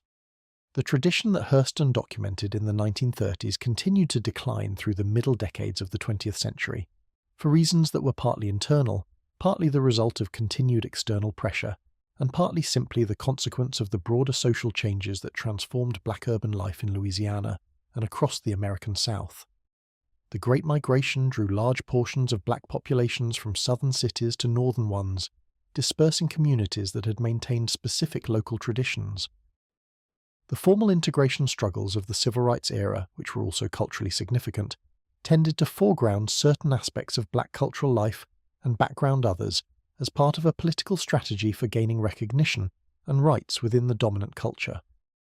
The specific form of New Orleans voodoo that Marie Laveau had helped shape was not always easily accommodated within these broader cultural narratives, which tended to emphasize legibility to a wider audience in ways that the more esoteric dimensions of the tradition did not naturally produce. What survived was both less and more than it might appear, less, because the organized community practice that had been the tradition's public face in its Laveau-era height was genuinely gone, replaced by something more fragmented and more difficult to see. More, because knowledge that gets driven underground does not simply disappear. It goes into the private practices of families and individuals. It persists in the oral tradition of specific communities. It maintains itself through the sheer stubbornness of people who consider it worth maintaining, and the community that had been maintaining African-derived spiritual knowledge in adverse conditions since the 18th century was not about to stop in the 20th century because of some bad press and some municipal ordinances. By the later decades of the 20th century, the tradition was in the process of a quiet recovery that has been ongoing into the present, driven partly by the broader cultural reclamation of African American heritage that was itself a consequence of the Civil Rights era's transformation of American cultural politics. The question of what we owe the dead is one that every culture answers differently, and most cultures answer incompletely. We owe them accuracy, most would agree. We owe them the courtesy of not inventing things about them to serve our own purposes. We owe them, at minimum, the recognition that they were real people whose actual lives were more complicated and more interesting than any simplified story we might prefer to tell about them. These are not particularly demanding requirements, and yet they are requirements that the culture surrounding Marie Laveau has been consistently failing to meet for roughly a century and a half, with increasing creativity and scale as the commercial opportunities attached to her name have grown. The failure takes different forms in different contexts. In the journalistic tradition that built up around her during and after her lifetime, the failure was primarily one of exoticization, the persistent tendency to render a complex and capable person as a mysterious and threatening archetype, rather than a historically specific human being with a specific set of circumstances, skills, and achievements. In the popular history tradition that followed, the failure was compounded by the layering of misrepresentations on top of earlier misrepresentations, each generation of writers drawing on the previous generation's distortions and adding new ones, until the accumulated distance between the legend and the reality became too large to bridge without substantial scholarly effort. In the contemporary commercial tradition, the failure takes the form of what might be called productive indifference, an attitude toward historical accuracy that is not hostile to it, but simply finds it irrelevant to the primary objective, which is revenue. None of these failures is unique to the Marie Laveau case. All of them are standard features of how popular culture tends to process complicated historical figures, particularly figures from marginalized communities whose stories have not been controlled by the communities in question. What makes the Marie Laveau case instructive is the combination. Two actual women, one legend, and a city that needs both the legend and the tourism income it generates, creating conditions for misrepresentation that are especially difficult to counteract. What we have done with Marie Laveau instead of the above is turn her into a product, and to be fair to the people who did this, the product is fairly compelling. The image of a powerful black woman standing at the intersection of multiple spiritual traditions, commanding the attention and respect of an entire city across decades, defying the social systems designed to contain her, is genuinely inspiring material. The problem is not the inspiration itself. The problem is what tends to happen when inspiration gets processed through the machinery of commercial entertainment and mass tourism, without anyone in that machinery being particularly invested in whether what comes out the other end has any relationship to the person who provided the raw material. The commercial landscape around Marie Laveau today is, to put it plainly, enormous and extremely varied in quality. At one end of the spectrum, you have serious works of historical scholarship, carefully researched biographies, academic papers examining specific aspects of her life and legacy, documentary films made by filmmakers who cared about getting things right. At the other end, you have, with approximately equal prominence in terms of what most people actually encounter, glow-in-the-dark shot glasses with her face on them available at the French Quarter tourist shops, which are themselves located approximately 2 blocks from the cemetery, where she may or may not be buried. The distance between these two ends of the spectrum is vast, and the shot glasses are outselling the biographies by a margin that says something about the priorities of the market. The tourism industry in New Orleans has built a significant portion of its economy around the city's supernatural and historical identity, and Marie Laveau is one of the primary load-bearing elements of that economy. The ghost tours that operate nightly through the French Quarter, moving groups of tourists past significant buildings, while a guide with a lantern explains their haunted histories, consistently feature her prominently. The voodoo-themed walking tours, the cemetery tours, the historical district tours that are honestly primarily ghost tours with better academic pretensions, they all stop at her tomb, or the building that was her home, or the square that was her ceremonial ground, and they all tell some version of her story. The quality of these tellings varies considerably. Some tour operators have done genuine research and present a version of the story that is historically reasonably grounded and respectful of both the person and the tradition. Others are operating from the accumulated folklore and sensationalism that has built up around the name over a century, telling a story that is exciting and largely invented, because the invented version is easier to compress into a 15-minute walking stop, and the tourists, not unreasonably, have not read the academic literature. The specific problem with the tomb at St. Louis Cemetery No. 1, which was touched on at the opening of this entire story, is worth returning to here with more specificity. The practice of marking the tomb with X signs appears to have developed at some point in the 20th century, though the exact origins of when it started and what it was originally understood to mean are unclear. Various explanations have been offered: that the marks represent requests to the spirit of Marie Laveau, that 3 X marks in a triangle formation will cause a wish to be granted, that the marks must be accompanied by gifts of rum or flowers or coins. None of these explanations has a clear documented origin in the actual tradition Marie Laveau practiced, which is one of the more telling details about this particular form of memorial engagement. The chalk marks are a practice developed by people outside the tradition, attributed to a tradition they were not actually familiar with, and now performed by visitors who found out about it from a ghost tour or a travel blog. The tradition being honoured has essentially nothing to do with the tradition being invoked. This is cultural appropriation in its most literal form, a practice invented by people from outside a tradition and attributed to that tradition without its knowledge or consent. The physical consequences of this invented practice for the actual historic structure are genuinely significant. Applying substances to the surface of a 19th century plaster tomb and then scratching through them, thousands of times over decades, damages the plaster in ways that are both visible and structurally concerning.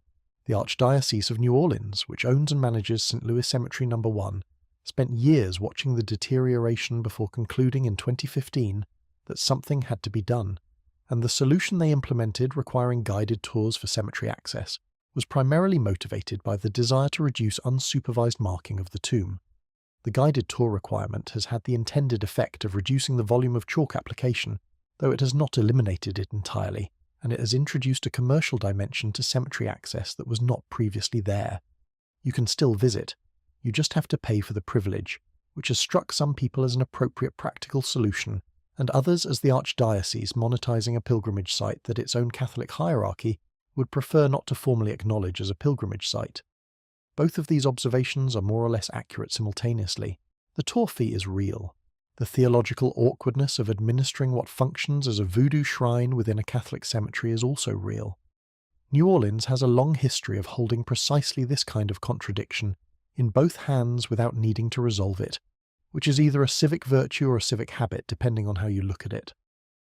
The broader cemetery context is worth understanding, because St. Louis Cemetery No. 1 is not primarily a Marie Laveau attraction.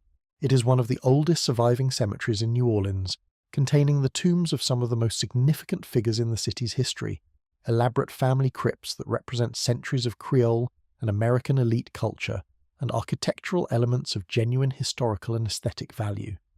The people who maintain the cemetery are managing a historic site with significant preservation challenges in a climate that is not especially kind to 19th century plasterwork, and they are doing so while also managing an enormous tourist interest that is simultaneously a source of revenue and a source of the physical stress they are trying to manage.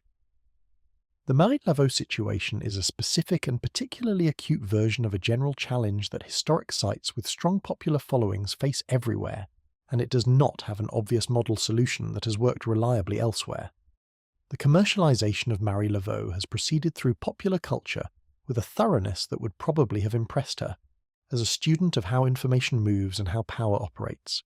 The American Horror Story Season 3, which broadcast in 2013 and placed a character named Marie Laveau at the center of a conflict between supernatural factions in New Orleans, introduced her name to an audience of millions who had not previously known it. Angela Bassett played the character with genuine power and presence, which is not in question. What is in question is the relationship between that character and the actual historical figure, which is essentially non-existent. The TV Marie Laveau is immortal. She has been alive since the 18th century through a deal with a supernatural figure.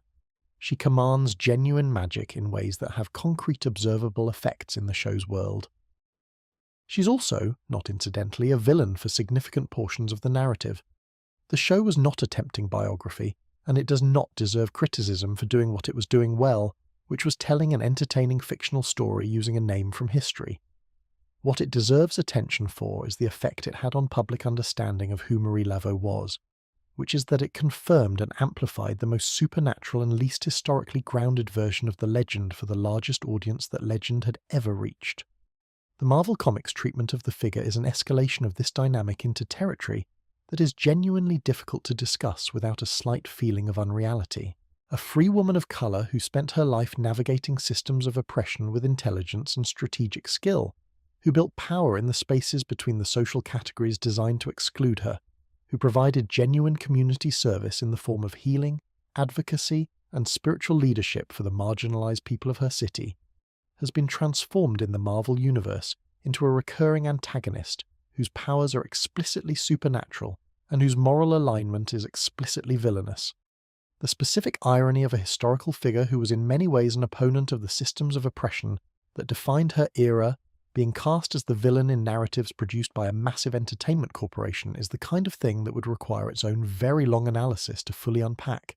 For present purposes, it is enough to note that it happened, that it is a significant distance from anything resembling historical reality, and that it has contributed to the visual vocabulary through which large numbers of people think about who Marie Laveau was. What makes the Marvel case particularly instructive as an example of how the commercialization of this figure operates is the mechanism of transformation involved. The historical Marie Laveau was powerful in ways that were grounded, comprehensible, and rooted in real human capabilities, intelligence, knowledge, relationships, and the strategic application of all three. The Marvel Marie Laveau is powerful in ways that are explicitly magical, fundamentally beyond human capacity, and defined by their capacity to threaten other people rather than to serve a community.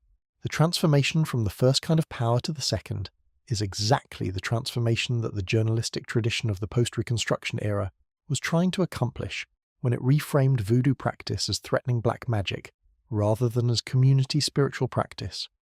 The Marvel version is, in this sense, a continuation of a very old narrative strategy applied through a very contemporary medium, which is either an interesting historical observation or a depressing one depending on how you feel about the durability of bad ideas. The social media dimension of her contemporary presence adds another layer that is simultaneously the most democratic and the most chaotic of all the ways in which the figure circulates in contemporary culture. On platforms like TikTok and Instagram, the image of Marie Laveau appears constantly, attached to a wide variety of content ranging from genuinely thoughtful, historical explainers produced by people who have done real research, to aesthetic content that uses her image as a visual signifier of a certain kind of powerful feminine mystique without much connection to the actual person, to content that invites viewers to try ritual practices attributed to her for the purpose of achieving specific personal goals, to content that is straightforwardly selling something and using her image to do it. The speed at which content circulates on these platforms means that the well-researched and the completely invented sit side by side and are algorithmically distributed without distinction, and the things that circulate most widely are not always the things most deserving of wide circulation. The specific category of social media content that attributes ritual practices to Marie Laveau or to the Voodoo tradition she practiced deserves particular attention, because it is the category that has the most direct impact on living practitioners of the tradition. When someone with a large following posts a video explaining how to perform a ritual they describe as a Marie Laveau original, and that ritual has no actual connection to the historical practice, it contributes to a distorted public understanding of the tradition that practitioners then have to contend with in their daily interactions. People arrive at genuine practitioners having been told by the internet that voodoo involves specific practices that it does not actually involve, or that it guarantees specific outcomes that no honest practitioner would claim, and the practitioners are put in the position of correcting misinformation generated by people who are not accountable to anyone for its accuracy.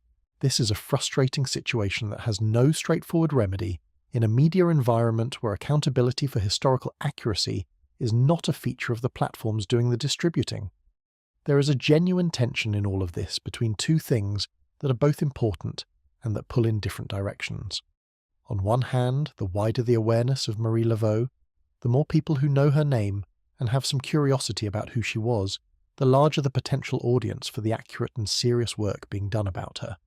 On the other hand, if most of the awareness is built on the commercial and fictional versions rather than the historical reality, then the widened awareness is simultaneously misinformation at scale, and reaching that audience with accurate information requires first correcting what they think they already know, which is a harder task than simply informing people who know nothing.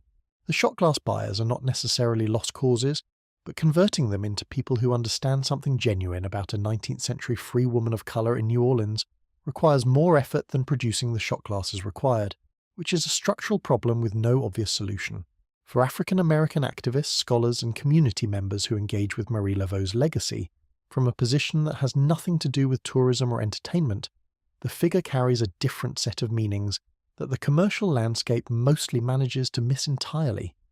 The significance of a black woman who built genuine, demonstrable citywide power in antebellum New Orleans, in a context that defined the legal and social systems around her, specifically to prevent exactly that, is not primarily a matter of supernatural power or exotic mysticism. It is a matter of strategic intelligence, community service, and the specific form of resistance to oppression that consists of building something real within the constraints designed to prevent you from building anything. This is a story about what is possible, not what is mysterious, and the distinction matters enormously for what the story can actually teach. The reclamation of her legacy within black feminist scholarship and activism has been particularly significant in the decades since the Civil Rights era transformed the landscape of American cultural politics. Scholars working in black women's history have found in Marie Laveau a case study in the specific forms of power that have been available to black women in American history and in how those women have used them. Not the formal institutional power that was legally closed to them, but the informal power of knowledge, relationship, spiritual authority, and community leadership that could be built within and around the formal systems designed to exclude them. This is not a uniquely New Orleans story, though it takes its most dramatic form there. It is a pattern that appears across American history wherever you look carefully enough at communities that were officially powerless and actually organizing, healing, resisting, and building within the constraints imposed on them. The tradition she practiced, Louisiana Voodoo as it was developing in the early 19th century, was not separate from this achievement but integral to it. As established at length earlier in this account, the spiritual tradition and the practical power were not alternatives to each other or different aspects of a divided life. They were integrated dimensions of a single practice that understood spiritual authority and community organization and information and healing as aspects of the same fundamental work. This integration is one of the things that contemporary practitioners working within African diaspora spiritual traditions find most significant about her legacy, because it represents a historical precedent for a form of spiritual practice that refuses the division between the spiritual and the political, between devotion and resistance, between tradition and strategy. Contemporary practitioners in New Orleans and elsewhere who identify with the Louisiana Voodoo tradition have a specific and legitimate stake in how Marie Laveau is represented. because the representation of the tradition's most famous historical figure affects how the tradition itself is perceived and treated. When popular culture consistently represents voodoo as exotic, threatening, and morally suspect, it reinforces attitudes that have material consequences for living people who practice it. When the figure of Marie Laveau is used to sell horror fiction or Halloween costumes, the implicit message about the tradition she practiced is not positive. The practitioners who have been pushing back against this representation, who insist on the historical accuracy that contextualizes the tradition within a specific and understandable history, and who demand the same basic respect for their spiritual tradition that other religious communities receive as a matter of course, are not asking for anything unreasonable. They are asking for what the scholarship supports and what basic fairness requires. Whether they are getting it is a question the current state of the tourist market answers fairly clearly, if not favourably. The closure of the cemetery to unguided visitors created a specific and revealing argument about all of these questions that played out publicly in New Orleans and in the broader conversation about the site. Some people argued that the closure was an appropriate response to documented physical damage to a historic structure and should be understood as protective rather than prohibitive. Others argued that requiring payment for access to what some people understood as a sacred site was a form of commodification that itself represented a kind of disrespect, transforming devotional practice into a tourist product. Still others pointed out that the chalk marking practice that had caused the damage was itself an invented tradition, with no genuine connection to the voodoo tradition, and that its perpetuation was itself a form of disrespect to the actual tradition being nominally honoured, which is a point that is historically accurate and that the perpetuators of the practice were unlikely to have considered. The archdiocese, for its part, was primarily interested in preserving a historic structure that it was legally and spiritually responsible for, and approached the question from that relatively practical angle, which was legitimate and also somewhat beside the point of the larger argument that the situation had opened up. What does it actually look like to engage with Marie Laveau's legacy in a way that honours what she was? It starts with the minimum that any historical figure deserves, which is accuracy. It means understanding that she was two women, not one, and that the legend built on the confusion between them tells us more about how communities construct myths around powerful figures than about the actual people those myths are constructed from. It means reading the actual scholarship rather than relying on the accounts that were themselves built on earlier misrepresentations. It means understanding the specific historical context that made her possible, the Code Noir and the Gens de Couleur Libre community, and the Haitian diaspora and Congo Square, and the specific window of social conditions in early 19th century New Orleans that produced something genuinely unique on this continent. It means recognizing that the spiritual tradition she practiced is a living tradition still practiced by real people, whose relationship to her legacy is not decorative but substantive. It also means recognizing the specific ways in which the commercial culture has substituted spectacle for substance, and making a deliberate choice about which of those substitutions you are willing to accept. The ghost tour that stops at her house and tells an accurate version of her story is not the same as the ghost tour that tells a sensationalized version designed to produce a pleasant frisson of supernatural excitement. The voodoo shop operated by someone with genuine connection to the tradition and genuine knowledge of what they are selling is not the same as the voodoo shop that is selling atmosphere to people who want a souvenir. The historical drama that engages seriously with the actual history of New Orleans in the early 19th century is not the same as the television show that uses the city's supernatural reputation as set dressing for a story that is really about something else entirely. These distinctions are real, even when they are not always immediately visible from the outside, and making the effort to find them matters. The question of what it means to honour someone whose tradition you do not practice is one that the culture has not collectively answered, and there is no individual answer that works in all contexts. But there are some things that are clearly not honouring her. Scratching marks into a 200-year-old plaster tomb that are causing it structural damage is not honouring her. Buying a Halloween costume is not honouring her. Watching a television show in which she's a villain and coming away with the impression that you now know something about the historical figure is not honouring her. These things are at best indifferent to her, and at worst actively harmful to the accurate preservation of her memory and the well-being of the living people connected to her tradition. What might actually honour her is considerably simpler and considerably less commercially convenient. It involves being curious, and following that curiosity to sources that have been careful and accurate rather than sources that have been entertaining and profitable. It involves understanding that the person who existed, the historical Marie Laveau or Marie Laveau's, is more interesting and more worthy of attention than any of the fictional versions that have been produced around her name. It involves sitting with the historical context long enough for it to actually register, which is what we have been attempting here, and which is a slower and less spectacular process than buying a shot glass, but a considerably more honest one. And it involves recognizing that the tradition she practiced, and the community she served, and the specific historical moment that made both of them possible are subjects worthy of serious attention, regardless of whether they can be packaged for a 30-second social media clip or fitted onto a t-shirt in a way that reads well from across a French quarter street. What endures, under all of it, is a genuinely extraordinary story about two real women who built something real in one of the most particular places and times in the history of this continent. The grandmother who bought her own freedom so that her granddaughter could be born free. The mother who turned a hairdressing business into the most effective intelligence network in New Orleans. The daughter who organized community ceremonies in front of invited witnesses during a decade when the community was under unprecedented pressure. The healer who walked into epidemic wards when the city's trained physicians were reconsidering their professional obligations. The advocate who sat with condemned prisoners in the jail and then walked into the offices of people who could do something about their sentences. The spiritual leader who maintained a practice across multiple venues and multiple social registers for 50 years in a city that had legal and social mechanisms designed to contain exactly this kind of thing. None of that requires embellishment. None of it needs a villain arc or an immortality deal or a TikTok ritual tutorial to be compelling. The actual achievement is remarkable on its own terms, in the specific way that actual human achievement is always more remarkable than fictional achievement, because actual human achievement is accomplished by people who do not know how the story ends, who are operating under real constraints and real uncertainty, who cannot replay the scene if they make a mistake. Marie Laveau, both of them, were operating in real conditions with real stakes, and what they managed within those conditions was genuinely extraordinary.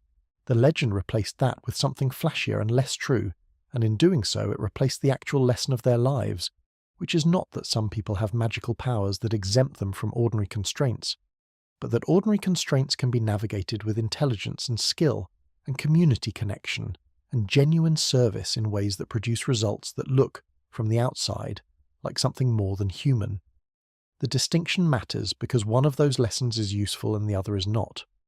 If the story of Marie Laveau is the story of a woman who had magical powers, it is interesting but not instructive, because most people do not have magical powers, and the gap between their situation and hers is unbridgeable. If the story of Marie Laveau is the story of a woman who built an intelligence network and used botanical knowledge and navigated a stratified society with exceptional skill and maintained community spiritual leadership, while simultaneously doing genuine practical service for marginalized people, then the story is instructive in ways that extend far beyond 19th century New Orleans. The specific tools are different. The underlying capabilities, the strategic intelligence, the community investment, the willingness to show up when showing up is difficult, the ability to maintain multiple simultaneous relationships with people in very different social positions, these translate. They translate into any context where a person is trying to build something meaningful in conditions that were not designed to make that easy, which is, with slight variation in the specifics, almost every context that has ever existed. That story does not need a shot glass. It does not need a villain arc in a superhero comic. It does not need to be made more dramatic than it is, because it is already about as dramatic as a real human life gets. What it needs is what any story of extraordinary people in difficult circumstances needs, to be told accurately, with respect for the people in it, and with enough context that the people hearing it understand why it matters. And now, having travelled through colonial Louisiana and epidemic New Orleans and the candlelit rooms of St. Anne Street, and the firelit bank of Lake Pontchartrain, and the stone corridors of a 19th century jail, and the chalk-dusted pathways of a 200-year-old cemetery, you know considerably more about Marie Laveau than you did an hour or two ago. Whether you know enough to stop and think before you buy the shot glass is, of course, entirely between you and your conscience. Sleep well. Sweet dreams.